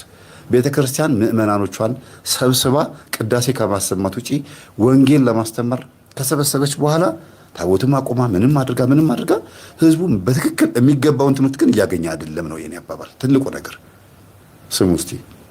በየትኛውም ቀጠና ህዝብን ከህዝብ በሚያጋጩ የሰው ህይወት ከሚያጠፉ እና ከሚያስጠፉ ድርጊት ውስጥ የሚሳተፉ ግለሰቦችና ቡድኖች ለህግ ፊት እንድታቀርቡ መሀል ገብታችሁም እያጋጠመ ያለውን ችግር ረገብ እንዲል ሀገራዊ እና ህገ መንግስታዊ ኃላፊነታችሁን እንድትወጡ ስራችሁን በምትሰሩበት ወቅት በተቻለ መጠን አክሳሪ እንዳይሆን፣ አጥፊ እንዳይሆን፣ ተጨማሪ ኪሳራ የሚያመጣ እንዳይሆን ሙያዊ ጥበባዊና በመረጃ ላይ የታከለ ስራ በመስራት ህዝብ ሳይሞት ንብረት ሳይወድም የሰው አካል ሳይጎድል ሰላም የሚወርድበትን መንገድ ለመፍጠር ሙያዊ ብቃታችሁን እንድታሳዩና ዳግም የሀገር ኩራት መሆናችሁን በተግባር እንድታረጋግጡ ከአደራ ጭምር ላሳስባችሁ ፈልጋለሁ። የሶማሌና የኦሮሚያ ክልል አመራሮች ህዝብን ከህዝብ በሚያቀራርብ እሺ እንግዲህ ጠቅላይ ሚኒስትሩ የተናገሩትን ነገር ተገና አድርጌ መናገር የምፈልገው ነገር ምንድን ነው? በአርሲ ጉዳይ ላይ እኛ አዲስ አበባ ከገባሁኝ በማግስቱ ነው ይሄ ነገር የተፈጠረው። እንግዲህ ማለቴ እኛ ገብተናል፣ እዛ ጋር ግን ጉዳዩ ተፈጥሯል። እግዚአብሔር ነው ያተረፈን። እዚህ ጋር ስናገር ግን ምንድን ነው ሁለት ነጥብ አነሳለሁ። አንደኛ የኢትዮጵያ የእስልምና እምነት ተቋም ዋና ጸሐፊ ወደ ኢራን ኤምባሲ ሄደው እኛ ከኢራን ጎን ነን ብለው ጽፈዋል አሉ። በጣም ነው የደነገጥኩት። አንደኛ ማለት አርሲ ውስጥ የተገደሉ በተለያየ ብሔር ውስጥ ያሉ በጉራጌ ክልልም በአማራ ክልልም መንግስትን የጎዱ መስሏቸው አንዳንድ ሰዎች መንግስት ምርጫው ሲደርስ ወይ ደግሞ የሆነ ፖለቲካዊ ውጥረት ሲኖር ምናምን ለማስደንበርና ለማስደንገጥ ብለው የሆኑ መስዋዕት የሚሆኑ ሰዎች አሉ። ምስኪኖች ምንም የማያውቁም። እንግዲህ መንግስት ሌላ ጉዳይ ነው፣ አገር ሌላ ጉዳይ ነው። ለይታችሁ ወቁ። እሺ። እና ይሄ ስልጣን ላይ ያለውን ፍልሚያ ኮምፒቲሽኑን የወንበር ላይ ያለውን ጉዳይ ብቻ ስለሆነ የሚያስቡት እዛ ውስጥ ያሉት በዛ ሌላ ቦታ ላይ ያሉ ሰዎች የሆኑ 20 30 የሆኑ ሰዎችን ሳክሪፋይ አድርገው መስዋዕት አድርገው ማስደንገጥ፣ መረበሽ፣ አጀንዳ ማስቀየር፣ የሆነ አጀንዳ መስጠት ምናምን የሚፈልጉ አሉ። ስንት ልንወያይበት የሚገባ የገዛ ወገኖቻችን ሞተው በሱ ጉዳይ ላይ አንድም ሀሳብ ሳይሰነዘር እውነት የኢትዮጵያ ሙስሊሞች ዋና ጳጳስ እንደምንላቸው እንግዲህ ዋናው መሪያችሁ ሄደው እኛ ከኢራን ጋር ነን አሉ። በእውነት አይከብድም? አንዱ ይሄ ነው በጣም የከበደኝ ነገር። ጠቅላይ ሚኒስትሩ ያስተላለፉት ምንድነው? ልታስተካክሉ ወይም ደግሞ ልታርሙ እዛ ሀገር ስትሄዱ ሌላ ተጨማሪ ጥፋት እንዳይመጣ ተጠንቅቃችሁ ሰላም አስከብሩ አሉ። ምክንያቱም እንደ አንድ ፓርቲ ነው የሚያወሩት እሳቸው፣ እንደ ሀገር መሪም ያወራሉ። ግን በመሀል ደግሞ እርኩስ መንፈስ አብሮ ስራ የሚሰራ ይመስለኛል። እቺን አጋጣሚ እየተጠቀመ የሆኑ የሚሞቱ ሰዎችን ያዘጋጀ ይመስለኛል። ምክንያቱም ከትናንትና ወዲያ ያቀረብኩት አንድ ጠንቋይ ነበር አይደለም፣ መንግስት ከኛ ጎን ነው፣ ይሄ መንግስት ከመጣ በኋላ እኛ እንደዚህ ሆነናል ምናምን እያለ ነበረ። እኛ ነፃነት አግኝተን እንደፈለግን እየፈረድን ምናምን ነው ብሎ ያለውን ሁኔታ ለነሱ እንደሆነ አስመስለው የሚያወሩ በጣም ብዙ አሉ። እና የእንደዚህ አይነት ማገዶ እንዳንሆን ራሳችንን እንጠብቅ። እኔ አሁን ሰብሰብ ብያለሁ። ሰላም ካልሆነ ወጣ አልልም። ችግር ከመጣ እኮ ባለሁበት በተቀመጥኩበትም ሊመጣ ይችላል። ግን ሰብሰብ ማለቱ በጣም ወሳኝ ነው። በምን ሲባል በንስሐ በሚኒባስም ተጎዛችሁ የሆነ ቦታ ስትሄዱ መንገድ ላይ አስወርዶ ምን እንደሚፈጠር አይታወቅም። የሆነ ችግር ሊፈጠር ይችላል። ከመንግስት ቁጥጥር ውጭ የሆነ ሞት ይኖራል። መሀል በረሃ ላይ ፌዴራል የለም፣ መከላከያ ፖሊስ የለም። መሀል በረሃ ላይ መሀል ጫካ ውስጥ ምን ታረጉታላችሁ ቤተሰቦች? ስለዚህ ንስሐ ገብቶ መዘጋጀት ጥሩ ነው። ምርጫ ነው የሆነ እንትን ነው እንደዚህ ነው ሲባል ቶሎ ብሎ ንስሐ ገብቶ መዘጋጀት። በተለይ ይሄ እንትን ሳይት ምናምን የምትሄዱ ክፍለ ሀገር የምትመላለሱ ሰዎች ራሳችሁን ጠብቁ። ግን የኢትዮጵያ የሙስሊም እምነት ተቋም ዋና ፕሬዚዳንት ወይም ደግሞ ዋና የእምነቱ አባት ሄደው ከኢራን ጎን ነን ብለው እንደሆነ ስሰማ ዛሬ ቲክቶክ ላይ እውነት አያርገውን ያልኩት የቲክቶክ ወሬ ይሁን ያልኩት። አስቡት፣ ፋርስ የምትባል የጥንቷ ከዛ ደግሞ ፐርሺያ ተብላ የምትጠራ ነች። ከዛ ቀጥሎ ደግሞ ኢራን አሁን በ19 ወደ 38 ዓመተ ምህረት በ1938 ዓመተ ምህረት ማለት ነው ኢራን ተብላ ተጠራች። ቀጥሎ ደግሞ ማን ነው ደግሞ ኢላም ይሏታል። ደግሞ ያው ኢራን የሚለው ከኢላም ነው የመጣው። በትንቢተ ኤርሚያስ ምዕራፍ 49 ቁጥር 30 ምናምን አካባቢ ላይ ኢላም ይላታል። እንዲያውም ዙፋኔን ወደ ኢላም አመጣለሁ ይላል እግዚአብሔር ሲናገር። ይቺ ፋርስ የምትባለው የጥንቷ ኢራን የምትባለው ሀገር ዛሬ ምን እያደረገች ነው ሲባል አገሪቷ ነች ወይ እንደዚህ እያደረገች ያለችው? አይደለም፣ መሪው ነው። ብዙ ጊዜ አገር በመሪ ትጠራለች፣ መሪ ደግሞ በአገር ትጠራለች። ግን ህዝቡ ይፈልገዋል ወይ ነው ይሄንን ነገር። አሁን የኢትዮጵያ ህዝብ ይለቅ ተብሎ ተፈርዶበታል ቢባል ማን የፈረደበት? የሀገሪቱ መሪ የሀገሪቱ ጠቅላይ ሚኒስቴር ወይስ ፓርቲው ነው? የትኛውን ይፍረድ ይሙት ይለቅ ተብሎ የተፈረደበት በየትኛው አንደበት ነው ሲባል ይሄ ነገር መርምሮ ማወቅ ያስፈልጋል። ትንቢተ ሕዝቅኤል ምዕራፍ 38ን ገብታችሁ ብታዩት ኢትዮጵያ ከፋርስ ጋር ኢትዮጵያ አሁን ከኢራን ጋር ማለት ነው እንደምትተባበር ይናገራል። ትንቢተ ኤርሚያስ ማነው ትንቢተ ሕዝቅኤል ምዕራፍ 38 ላይ ገብታችሁ ስታዩት ትፈልጋለህ። እንዲያውም የፋርስ ንጉስ ከኢትዮጵያ ጋር ይተባበራል፣ ኢትዮጵያም ደግሞ ከፋርስ ጋር ትተባበራለች። ይኸው በምንድን የተባበሩት? ምናልባት የኢራን መንግስት ዋና ሃይማኖት ተብሎ የሚጠራው እስልምና ስለሆነ ምናልባት ያንን ተገና አድርገው ሊሆን ይችላል። ወይም ደግሞ ምናልባት ሂዝቦላና ሐማስ የሚባሉት በየመን ውስጥ ያሉት ምናልባት እነዚህ ሁለቱ ጽንፈኞች አክራሪ እስልምና አራማጆች የመን ውስጥ የሚሰለጥኑት ያሉት የኢራን ናቸው ተብሎ የሚታሰቡት እና ከዛ ጋር ለመተባበር ሊሆን እኔ እንደዛ ብዬ ላስብ አልችልም። ለምን የኢትዮጵያ እስላሞች ጨዋ እንደሆኑ ምንም አይነት ነገር ውስጥ እንደማይገቡ የታወቀ ነው። ምናልባት ለመበጥበጥ ለመረበሽ ከመንግስት ጋርም ደግሞ ለመጣላት ለሆነ ህዝብን ለመጨረስ ተብሎ ታስቦ የታቀደ የማናውቀው ወጥመድ ውስጥ ሊከቱ የሚፈልጉ የተለየ ቡድኖች ሊኖሩ ይችላሉ እንጂ ይሄን ያደርጉታል ብዬ አላስብም። እኔ ፖለቲካ ውስጥ ገብቻ አይደለም ይሄን የምናገረው፣ ንስሐ እንድንገባ እንድንዘጋጅ ነው። ሳናቀው የሆነ ቅቅል የሆነ ጥብስ ውስጥ ገብተን ዝም ብለን የሆነ ተባራሪ ጥይት መጥቶ እንዳይመታን ተዘጋጅቶ መጠበቅ ይሻላል። ለምእመኑ እኔን ለምትመስሉኝ ሰዎች ነው ይሄን የምናገረው። ኢራን የሚገርማችሁ የዛሬን ያርገውና ከእስራኤል ጋር የተባበረችበት ዓመት ነበር። ዛሬ የተጣሉ ነው አይደል? ማን የሚጣሉት ግን ስልጣንና ስልጣን፣ ፍላጎትና ፍላጎት፣ መሪና መሪ ነው እየተጣሉ ያሉት እንጂ ህዝቡና ህዝቡ ሰላም ነው። ለምሳሌ ኢትዮጵያና ኤርትራ ተጣሉ ሲባል አፈሩና አፈሩ ድንጋዩና ድንጋዩ አይደለም፣ የመሪዎች ሐሳብ ነው ወይም ደግሞ የጥቅም ሐሳብ ነው አይደል የሚያጣለው። ግን በዛው ጎን ለጎን ኢትዮጵያም የህዝብ ጥቅም ነው ብሎ የሚያስበው፣ የኤርትራም ደግሞ የህዝብ ጥቅም ነው ብሎ የሚያስበው የቀይ ባህርን።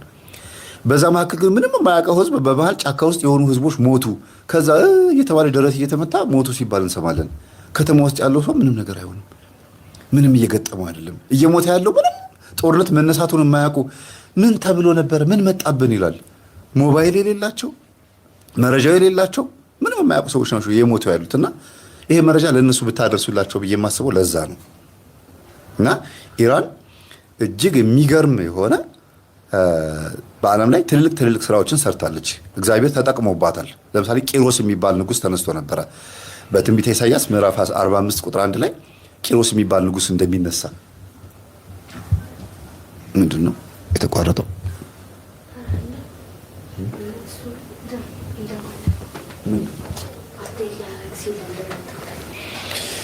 እሺ ሪሞት የት አለ? ሪሞታች ጋር ነው። አጥፊውና አብሪው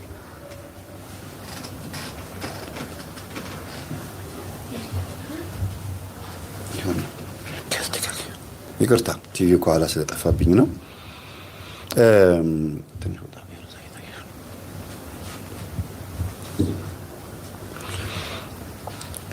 ጢሮስ የተባለው ንጉስ የሚገርማችሁ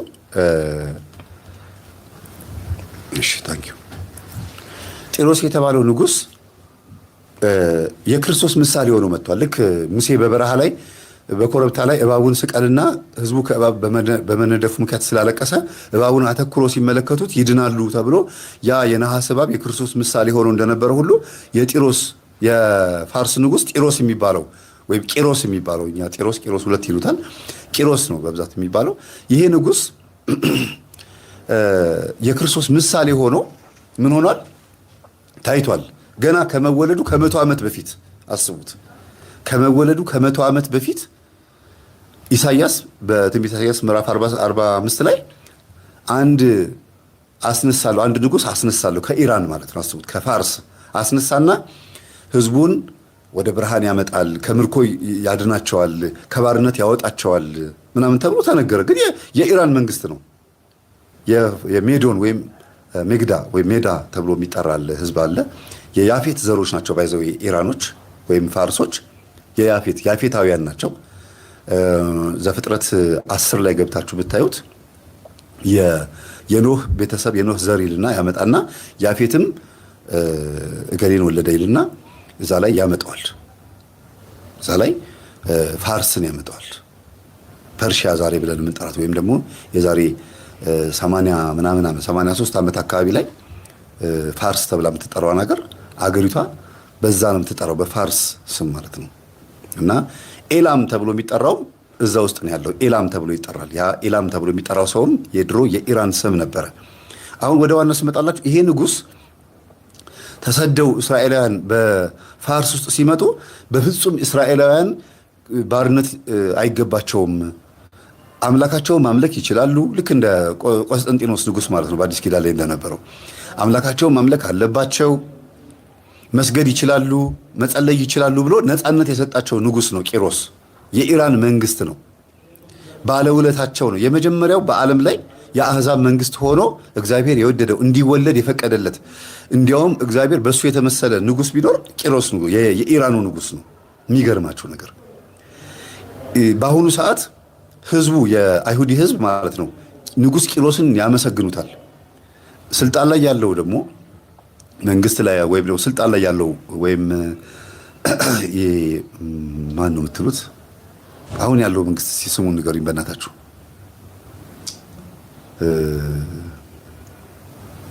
አያቶላ ነው።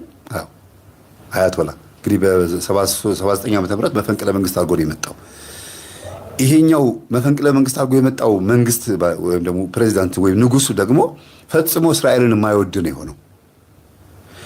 በቅዱስ ያሬድ ዘመን በ600 ወይም በ500 ክፍለ ዘመን ማለት ነው በአዲስ ኪዳን ንጉስ ቆንስጠንጢኖስ ለምድር ላይ የሰጣትን ነፃነት የመን ላይ የተነሳ ንጉስ ደግሞ እንደገና መጥቶ አፈራርሶ ነበር። ክርስቲያኖች ነፃነት አይገባቸውም ብሎ ነብዩ መሐመድም የተነሳበት ሰዓት ነበረ። ኢራን በእስልምና ሃይማኖት የተጠለቀለቀችበት በአጠቃላይ ሙሉ በሙሉ ሃይማኖት የተቀየረበትና ብዙ ክርስቲያኖች የተሰደዱበት ቤተክርስቲያን የተቃጠለችበት ወቅት ነበረ በቅዱስ ያሬድ ዘመን። ኢትዮጵያ ውስጥ አይደለም፣ የመን ኢራን ውስጥ አስተውሉ፣ ኢራን ውስጥ እና ከዛ ውጪ ግን የኢራን መንግስት እስራኤልን ሲደግፍ እንዲያውም ቤተ መንግስት እንዲሰሩ ሁሉ ፈቅዶላቸዋል። በነህሚያ ዘመን አዋጅ እንዲታወጅ ተደርጎ ማንም ሃይማኖቱን ማምለክ ይችላል፣ አገሩን ሄዶ መገንባት ይችላል ተብሎ ነህሚያ የሚባል መጽሐፈ ነህሚያ ታውቁታላችሁ አይደል? በዚህ በንጉሱ ዘመን የነበረ ነው። ምን ሆነህ ነው የተከስከው ነህሚያ ሲለው ህዝቤ በባርነት ተሰቃየ፣ አንተ እግዚአብሔር ይስጥህ፣ ይኸው ነፃነት ሰጥተህን እየበላን እየጠጣን እግዚአብሔርን እያመለክን ነው፣ ግን ሀገራችን ሄደን ኢየሩሳሌምን መገንባት እንፈልጋለን ሲሉት እንጨት፣ ሚስማር፣ የፈለጋችሁትን ወርቅ፣ ማዕድን የፈለጋችሁ ውሰዱና ኢየሩሳሌምን ገንቧት ብሎ የፈቀደ መንግስት ነው የኢራን መንግስት። ኢየሩሳሌም እንደገና እንድትገነባ የፈቀደ መንግስት ነው። ባለውለታ ነው። የሚገርማችሁ እንደገና ደግሞ በአስቴር ዘመን ደግሞ ሱሳ ግንብ ላይ ያለች ማለት ነው። ይሄ የሱሳ ግንብ የፋርስ አደባባይ ነበረች ድሮ። ሱሳ ግንብ ማለት ዛሬ አዲስ አበባ እንደምንለው ሱሳ ነው የምትባለው በወቅቱ የፋርስ ዋና መንግስት ማለት ነው። አስቴር የዛች ከተማ ቆንጅዬ ነበረች። ስሟ ሀዳሳ ትባል ነበረ። ከኔ ጋር ናችሁ? ታሪክ እየሰማችሁ ነው? ከኔ ጋር መሆናችሁን ሲጻፉልኝ ከአንተ ጋር ነን በሉኝ።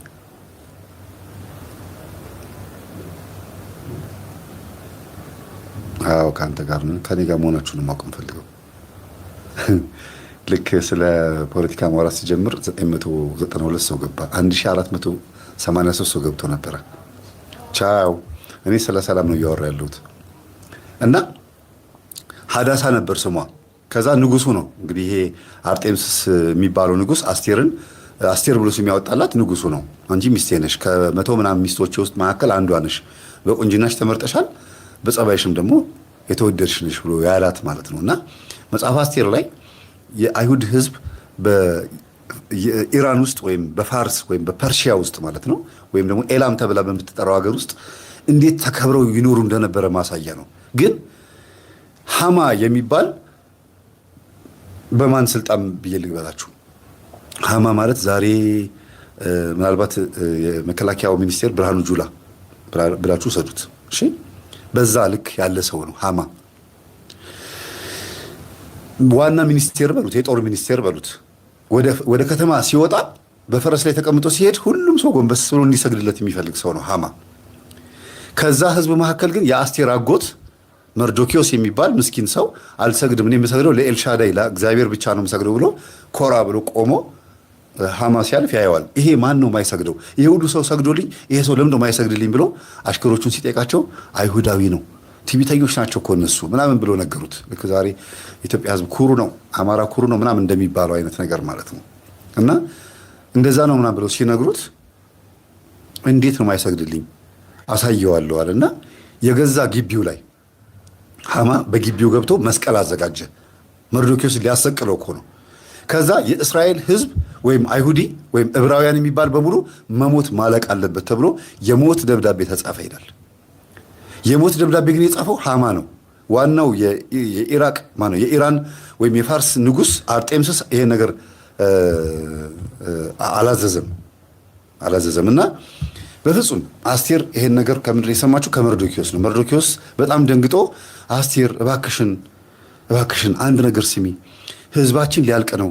እኔ ለሃማ ስላልሰገድኩኝ እንዳለ የአይሁዲ ህዝብ እንዲገደል ተፈርዶበታል። ይሄን ያደረገው ደግሞ ሃማ ነው።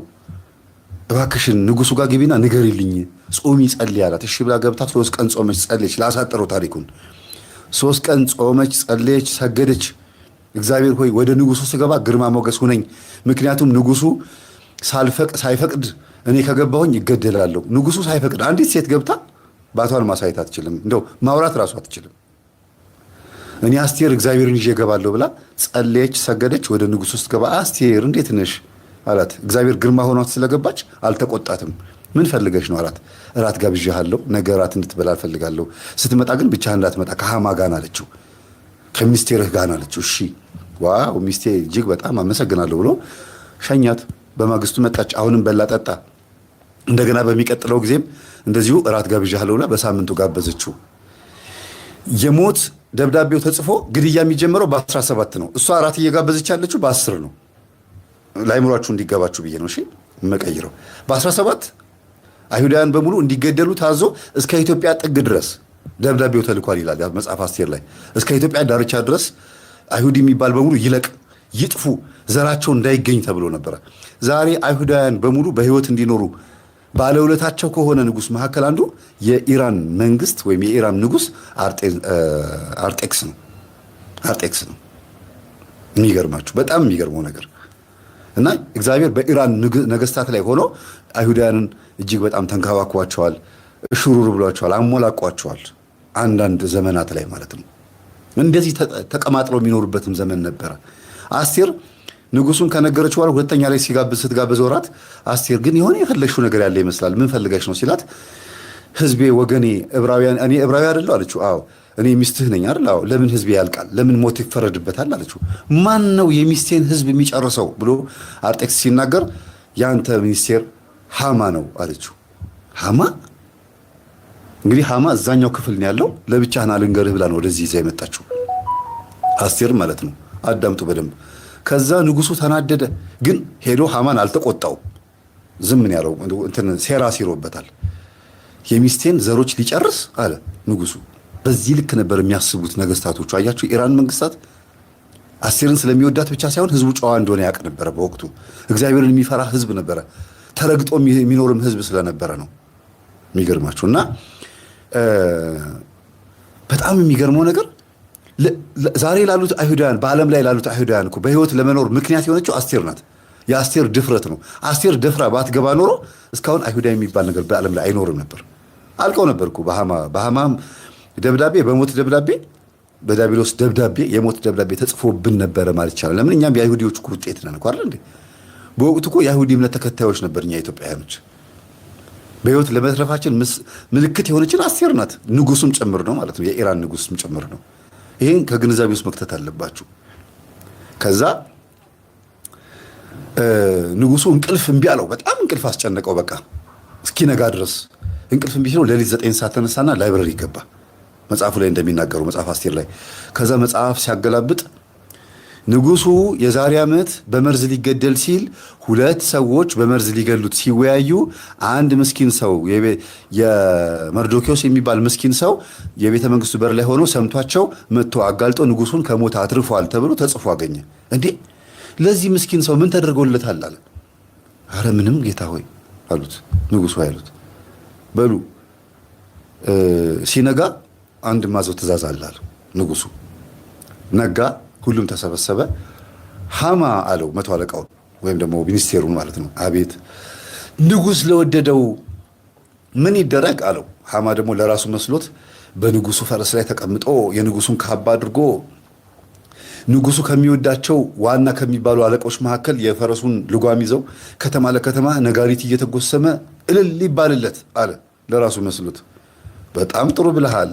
በል እንደዛ ከሆነ እኔ የወደድኩት መርዶኪዎስን ነው። ከሞት ያተረፈኝ እሱ ነው። በፈረስ ላይ አስቀምጠው ካባ ልብሰው ነጋሪት እየተጎሰመ ከፊት ከፊት ንጉሥ የወደደው ነው እያልክ እየጮክ ምራ አለው ይላል። እግዚአብሔር የሞትን ደብዳቤ ሲቀይር እንደዚህ ነው። እንዲህ ነው ይኸውላችሁ። የኢራን ንጉሥ ወይም የፋርስ ንጉሥ ዛሬ ኢራን በእስልምና ሃይማኖት የተጠቀለቀች ብትሆንም አማኝ መሆኑ መልካም ነው። በእርግጥ እግዚአብሔር ፈጣሪ የሚፈራ መሆኑ ግን በአንድ በኩል ስታዩት ደግሞ ስልጣን ላይ ያለው መንግስት ላይ ያለው ደግሞ ዓለምን ሊያጠፋ የሚችል ከባድ ማዕድኖች የያዘ አቶሚክ ቦምብ ኒውክሌር የያዘ ነው አይደል እንዴ? ዓለምን ሊያጠፉ በእልህ ዓለምን እኮ ሊያጠፉ ይችላሉ። አንዴ ዱባይ፣ አንዴ ምናምን ቦምብ እየወረወረ እኮ ይሁን የሚያደርገው መንግስት ብቻ ስለሆነ ነው። ህዝቡን ስለማይወክል ነው። እርግጠኛ ነኝ ህዝቡ አይፈልገውም ይሄንን። እና መርዶኪዎስ ተከበረ በሙሉ ከተማው ላይ። ከዛስ አስቴር በጣም ደስ አላት። እግዚአብሔር መልሷን እንደመለሰ በጾሟ ምክንያት መልስ እንደተመለሰላት አወቀች። ከዙረት ከተማዋን ከዞረ በኋላ ሃማ አለው አቤት አንተ ነህ ይሄን መርዶኪዎስ እንድታሰቅል በቤትህ ግቢ ውስጥ መስቀል ያዘጋጀው? ራሱን ስቀሉት አለ። ሃማ ራሱ ባዘጋጀው መስቀል ለመርዶኪዎስ በታሰበው መስቀል ላይ ራሱ ተሰቀለ ይላል። ለምን? በሚስቱ ነው የመጣበት። ዛሬም እግዚአብሔር በኢትዮጵያ ወይም በቅድስት ሀገር ኢየሩሳሌም ወይም ደግሞ በሚወዳት በድንግል ማርያም ወይም ደግሞ በሚወደው ህዝብ ሲመጡበት ማንን ገልብጦ ማንን እንደሚያሰቅል ያውቅበታል። ዋጋ ያስከፍላል። አንዳንድ ነገሮች ዋጋ ያስከፍላሉ እና በአስቴር ዘመንም የኢራን መንግስት እንደዚህ አድርጎ ዋጋ አስከፍሏል። በዳንኤልም ዘመን እንደዚሁ ነው። በንጉስ ዳንኤል ዘመንም ትንቢተ ዳንኤል ምዕራፍ 6 ቁጥር 5 ላይ ዳሪዮስ የሚባለው ንጉስ ዳንኤልን ወደ አንበሶች ጉድጓድ እንዲጣል ጨክኖበት አይደለም፣ ህዝቡን የጨከነበት። ንጉሱ ግን ምን አለ? ዳንኤል ህዝቡ አንተ የወጣውን ህግ ማክበር ነበረብህ። ህዝቡ ወይም ደግሞ ሚኒስቴሮቹ እዛ ውስጥ ያሉት ሚኒስቴሮች እንድትሞት ፈርደውብሃል። እኔ ግን ነፍሴ ተጨነቀች አለው። እንዲያውም ሰላም እንቅልፍ አልተኛም ንጉሱ ራሱ። የኢራን ንጉስ ነው አስቡት፣ የፋርስ ንጉስ ዳንኤልን በጣም ይወደዋል። ለምን? ዳንኤል የእግዚአብሔር መንፈስ ያለበት ሰው ስለሆነ ህልምም ስለፈታለት ነው። እጅግ በጣም ተወዳጅ ነው ዳንኤል። በወቅቱ እስራኤላውያን እግዚአብሔርን በማምለክ የሚታወቁ ነበሩና ሰለስቱ ደቂቅም ለዚህ ነው ርዕስ ላይ አድርጌ ጻፍኩላችሁ። ለዚህ ነው የሰለስቱ ደቂቅ እምነት ይኑረን ብያልኳችሁ። ለዚህ ነው ምን አሉ ሰለስቱ ደቂቅ? ወደ እሳቱ ጉድጓድ ትጣላላችሁ፣ በእግዚአብሔር ማመንተታችሁ ጣዖቱን ለጣዖቱ ስገዱ ሲባሉ ኖ ኖ ኖ ኖ ኖ እግዚአብሔር ባያድነንም እንኳን ለአንተ ጣዖት ላቆምከው ጣዖት አንሰግድም አሉት ይላል። በኃጢአታችን ምክንያት ባንድን እንኳን በኃጢአታችን ምክንያት ብንቀጣ ሲኦል ብንገባም እንኳን ይሁን ለአንተ ጣዖት ግን አንሰግድም ነው ያሉት። እምነት ማለት ይሄ ነው። ይሄ ሁሉ የተከናወነው ኢራን ውስጥ ነው፣ ፋርስ ውስጥ ነው፣ ወይም ደግሞ ፐርሺያ ውስጥ ነው። አያችሁ አይደለም? እና እግዚአብሔር በአንድም በሌላ መንገድ ያስተምራል። እና በነቢዩ ዳንኤል ዘመንም ኢራን እግዚአብሔር እንደተከበረ አይታለች። በዳንኤል ከአንበሶች ጉድጓድ ሳይበላ ነው የወጣው። በእውነት የዳንኤል አምላክ የተመሰገነ ነው የተባረከ ነው ብሎ እግዚአብሔር ከፍ ከፍ ያለበት አገር ነው። ዛሬም ክርስቲያኖች አሉ፣ ባይዘው የኢራን ውስጥ ኦርቶዶክሳውያን አሉ። ግን ምንድነው የሚባሉት ኦርቶዶክሳውያን? የጋን ውስጥ መብራት ወይም ደግሞ በጣም በፍርሃት የሚኖሩ ናቸው። ለምን? ዋናው ሃይማኖት እስልምና ስለሆነ ማለት ነው። ዋናው ሃይማኖት እስልምና። ሌላው ኢራን ባለውለታ ሀገር ትባላለች። ለምን? መጽሐፍ ቅዱስ ዛሬ የምናነበው መጽሐፍ ቅዱስ ተጠብቆ እንዲቆይ አድርጋለች። የሚገርማችሁ በወቅቱ የነበረው ቂሮስም ሌሎችም እነ ዳሪዮስም ሌሎችም ተነስተው የነበሩት እነ አርጤክስስ የነበሩት እነ ሕዝቅኤል እነ ነብዩ ሕዝቅኤል እነ ማነው ስሙ ደግሞ ሌላም አለ መጽሐፍቶቻቸውን ጽፈው በክብር እንዲቀመጥ ከዛ ወደ ኢየሩሳሌም ሲመጡ ያን መጽሐፍቶቻቸውን ይዘው እንዲመጡ ምክንያት ሆናለች ኢራን። በጣም ብዙ መጽሐፍቶች ሲቃጠሉ፣ በጣም ብዙ ነገር ሲወድም ንዋየ ቅድሳትና መጽሐፍ ቅዱሶች እንዲቀመጡ ምክንያት ሆናለች። ማኔ ቴቄል ፋሬስ የሚለው በዛ ነው የታየው። እና ኢራን በዚህ ልክ በዓለም ላይ ተጽዕኖ ፈጣሪ ነበረች። ከባቢሎን ቀጥሎ እንግዲህ ኢራንና ኢራቅ ዛሬ የምናውቃቸው ያኔ ፋርስና ባቢሎን ነበሩ ማለት ነው። ማዴ የሚባል ዘር አለ። የያፌት ልጅ ነው፣ ማዴ ይባላል። ሜዶን ተብሎ የሚጠሩት ህዝቦች የማዴ ልጆች ናቸው። እነሱም ኢራናውያን ናቸው። ኢራን ውስጥ ካለች እኛ ጎንደር፣ ጎጃም፣ ባህር ዳር ወይም ደግሞ ጅማ ብለን እንደምንለው ከምትባለው አንድ ከተማ ውስጥ ነች አንዷ ሜዶን የምትባለው። ፋርስና ሜዶን ተብሎ ይጠራሉ። ሁለት ትልልቅ ከተማዎች ናቸው። እና በዛች ከተማ ውስጥ የሚኖሩ ህዝቦች በሙሉ እንዳለ እስራኤላውያንን በሙሉ ያከብሯቸው ይወዷቸው ነበር። በማን? በእግዚአብሔር ምክንያት ይወደዱ ነበር። እና ኢራን የዛሬን ያርገውና ወደ እስልምና ሃይማኖት ከመግባታቸው በፊት ፍጹም እግዚአብሔርን የሚፈሩ ህዝቦች እንዲሁም ደግሞ የተከበሩ እስራኤላውያንን የሚወዱ ህዝቦች ነበሩ ማለት ነው። በ1935 ነው ምናምን ዓመተ ምህረት 38 ወይም 35 ዓመተ ምህረት ነው ፋርስ የነበረው ስሟ ኢራን ተብሎ ስም እንዲወጣ የተደረገው መጋቢት 21 ምናምን አካባቢ ላይ ምናልባት ከታሪክ ስናወጣው ማለት ነው። እና ዛሬ የኢትዮጵያ ሙስሊም ፕሬዚዳንት ወይም ዋናው እምነት መሪ ኢራን ገብተው እኔ ከኢራን ጎን ነኝ ሲሉ ዝም ብለው አይደለም። ትንቢተ ሕዝቅኤል ምዕራፍ 38 ላይ ኢትዮጵያ ከኢራን ከፋርስ ጋር እንደምትተባበር ስለሚናገር ነው። ግን ኢትዮጵያ ሲባል እኛ አይደለንም፣ ህዝቡ አይደለም። የሆነ አለ የተለየ የሆነ ፖለቲካ አለ ማለት ነው። እሱም ፖለቲካ ነው እኛ ማንፈልገው ማለት ነው። እና ህዝቡ ሰላም ነው የሚፈልገው። እንግዲህ ጠቅላይ ሚኒስትሩ የሰጧችሁን ሀሳብ የአንድ እምነት ድርጅት ላይ አንድ የፖለቲካ ሰው መጥቶ ወይም ፖለቲከኛ የሆነ ሰው መጥቶ እንግዳ ሆኖ አክብሮ ሊመለስ ይገባል እንጂ እንደፈለገ መናገር አይችልም ተብሎ የዚህን ያክል የሃይማኖት አባቶች መብት ተሰጥቷቸው መናገር፣ መመስከር፣ መፍራት ማለት ከባድ ነው። ስለዚህ ህዝቡን ከጦርነት እንዲሸሽ ምንም ነገር ውስጥ እንዳይገባ ቢያንስ ወደ ፈጣሪው እንዲሄድ ከባዕድ አምልኮ እንዲላቀቅ ሆ ብሎ የሚወጣ የሚያስተምር ሰባኪ እንዴት ይጥፋ? ሁሉም ተደብቆ ዝም ብሎ የራሱን ዕቃ ይጠበጥባል። ባለህበት እርገጥ ነው በቃ። ግድ የላችሁም። ሀቅ እውነት ከተናገራች እውነት ነፃ ታወጣለች እኮ። እና እግዚአብሔር ሁላችንንም እንግዲህ ይመልሰን። ምንም ማድረግ አንችልም። ያለውን ነገር መቀበል ነው። የምንቀበለው ምኑን ነው? ሞት ሲመጣ እግዚአብሔር ሆይ ነፍሴን እባክህን አደራ፣ ምንም ማድረግ ማንችለው። ከዛ ውጭ ግን ምን ሸሻው ለንስሐ ነው። በዚህኛው ከተማ ፈተና ሲያደርሱባችሁ ወደዚህኛው ከተማ ሽሹ ያለው ለንስሐ ነው። ፈሪ ሁኑ ማለት አይደለም። ለንስሐ ራሳችሁን አዘጋጁ ማለት ነው። ሽሹ ሲል ከመጥፎ ነገር ሽሹ ነው። ከማይመለከታችሁ የፖለቲካ ልፍለፋ ሽሹ። በቃ የማይመለከተን ውስጥ መግባት ሁሉ አይጠበቅብንም እኛ ብዬ አስባለሁ።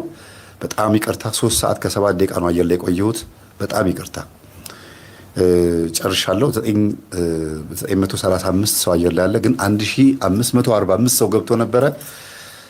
እየገባ ይወጣል። ነገ አየዋለሁ ብሎ እንደሚያስብ ተስፋ አደርጋለሁ።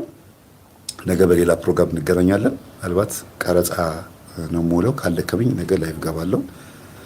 ከሌለ ግን እሁድ ነው የምገባው እና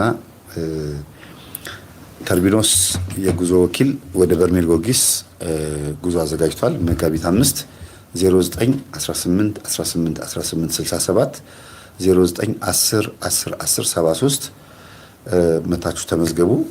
መጋቢት 5 ተርቢኖስ ጉዞ አለ። እንደገና ኤፍታህ መዝሙር ቤት ማንኛውም የጸሎት ቤት ስዕል እና የሚያስፈልጉ ማንኛውም ማቴሪያል ሳስት ማግኘት ትችላላችሁ። 0940304139 0940396668 በዚህ ደውሉ። ሰላም ሁኑ። አመሰግናለሁ። ሙሉውን ሰዓት ነው የለፈለፍኩት። እንግዲህ ስለ ኢራን ግን ያላሰብኩት ነገር ነው ያወራሁት። በጣም ማለት በዚህ ልክ ትዝ ስላለኝ ነው። የሙስሊሙ መሪ እዛ ሄደው ተናግረዋል የሚል ነገር ስሰማ እውነት ከሆነ ያው ማብራሪያው ይጠቅማል፣ ውሸት ከሆነ ግን ይቅርታ ይሁን ብሎ ስለተናገርኩኝ እና ኢየሩሳሌም ባለውለታችን ነች ሲባል ጌታን አስገኝታልናለች። ኢየሩሳሌምም እንድትፈርስ አንፈልግም፣ ኢራንም እንድትፈርስ አንፈልግም። ለምን? ጦርነት ስለማንፈልግ። ህዝቡ ሰላማዊ ነው፣ ግን የማይቀር ነው። ወደ አርማጌዶን የሚሄድ ከሆነ ምንም ማድረግ አይቻልም። ዘመኑን ዋጁ የሚለውን ከ1 ጀምሮ እስከ 27 ድረስ ያስተማርኩትን የዛሬ 2 ዓመት ያስተማርኩትን ስትሰሙት ኢራን ማን እንደሆነች ኢራቅ ማን እንደሆነች ምናምን በደንብ አድርጌ አስተምሬያለሁ። በደንብ አድርጌ እሱን ገብታችሁ ዘመኑን ዋጁ የሚለውን ትምህርቴን ተከታታይ ትምህርት አዳምጡ፣ ትጠቀማላችሁ። ጨርሰናል። በስመ አብ ወወልድ ወመንፈስ ቅዱስ አሐዱ አምላክ አሜን። በቅድስት ሥላሴ ዘአመኑ ይትማፀን ክህደ ከሰይጣን በቅድመ ዛቲ የሚቅድስ ቤት ከሳለን ተይት ስሜ ማርያም ጾላ ለዓለመ ዓለም አሜን። አቤቱ ጌታችን አምላካችን መድኃኒታችን ኢየሱስ ክርስቶስ ሆይ በአንድነትና በሦስትነት የምትመሰገን አብ ወልድ መንፈስ ቅዱስ ቅዱስ ኤልሻዳይ ቅዱስ አዶናይ ጸባኦት ኢየሱስ ክርስቶስ መድኃኔዓለም አማኑኤል እግዚአብሔር ሥላሴ ቅዱስ ኤልማስ ያህዌ የተባልክ የምትጠራ አምላካችን የተማማርነው የተነጋገርነው በሙሉ ነፍሳችን የሚድንበት መንግሥተ ሰማያት የምንወርስበት ኃጢአታችን የምንደመስበት ዲያብሎስን ድል የምናደርግበት አድርግልን። አሜን። አባታችን ሆይ በሰማይ የምትኖር ስምህ ይቀደስ፣ መንግሥትህ ትምጣ፣ ፈቃድህ በሰማይ እንደሆነች እንዲሁም በምድር ትሁን። የዕለት እንጀራችንን ስጠን ዛሬ፣ በደላችንን ይቅር በለን እኛም የበደሉንን ይቅር እንድንል፣ አቤቱ ወደ ፈተና አታግባን ከክፉ ሁሉ አድነን እንጂ መንግሥት ያንተ ናትና ኃይል፣ ክብር፣ ምስጋና ለዘላለም አሜን። እመቤታችን ቅድስት ድንግል ማርያም ሆይ በመልአኩ በቅዱስ ገብርኤል ሰላምታ ሰላም እንልሻለን። በሐሳብሽ ድንግል ነሽ፣ በሥጋሽም ድንግል ነሽ። የአሸናፊ እግዚአብሔር እናት ሆይ ሰላምታ ላንቺ ይገባሻል። ከሴቶች ሁሉ ተለይተሽ አንቺ የተባረክሽ ነሽ፣ የማኅፀንሽ ፍሬ የተባረከ ነው። ጸጋን የተመላሽ ቅድስት ሆይ ደስ ይበልሽ፣ ልዑል እግዚአብሔር ከአንቺ ጋር ነውና ከተወደደው ልጅሽ ከጌታችን ከመድኃኒታችን ከኢየሱስ ክርስቶስ ዘንድ ይቅርታና ምሕረትን ለምኝልን ኃጢአታችን ያስተሰርይልን ዘንድ ለዘላለሙ አሜን። ሰላም እደሩ። እንግዲህ ሰዓቱ ስለሄደ ምንም መዝሙር የምጋብዛችሁ ነገር አይኖርም። ይቅርታ ነው ወይስ ልጋብዛችሁ? ከሄደ አይቀር ከሄደ አይቀር እንጋብዛቸው። እሺ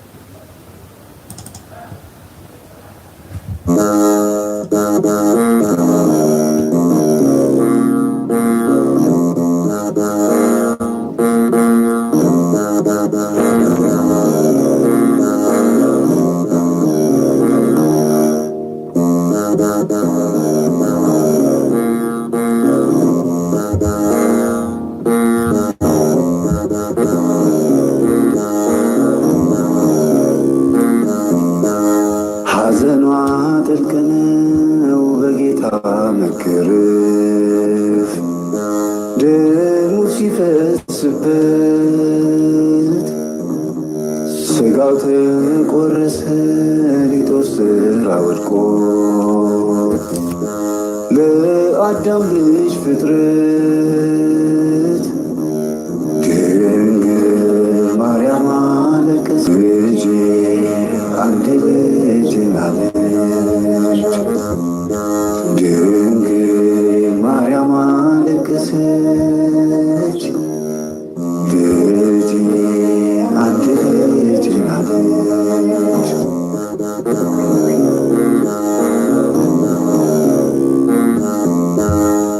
ሥጋና ደሙ ያሳየው ትሕትና ስጋና ደሙ አካሏ ነውና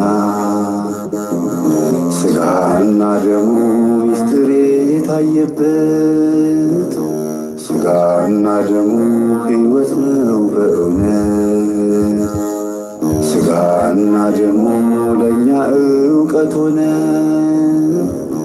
ስጋና ደሙ ፍጥረት በእሷ አመነ ሐዘኗ ጥልቅ ነው በጌታ መገረፍ ደሙ ሲፈስበት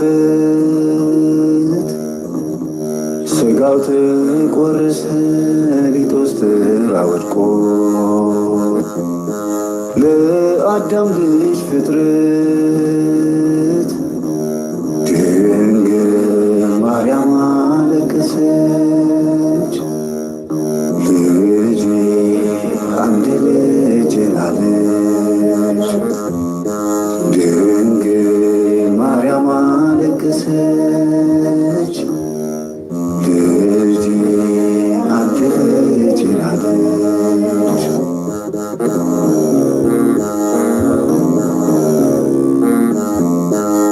ስጋና ደሙ ቤዛ ነው ላለሙ ስጋና ደሙ መድኃኒት ነው ስሙ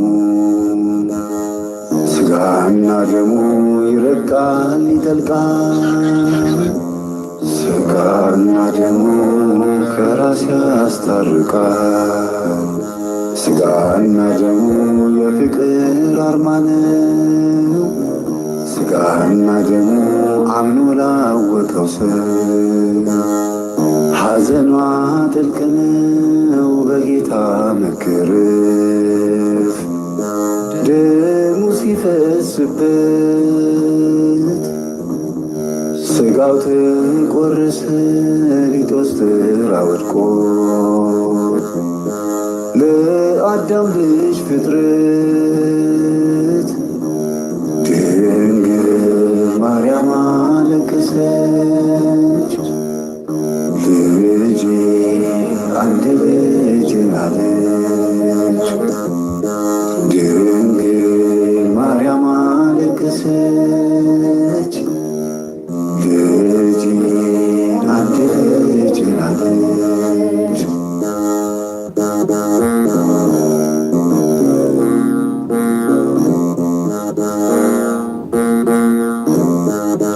ስለነበረ ሰዓት ሁሉ አምላካችን ስም የተመሰገነ ይሁን።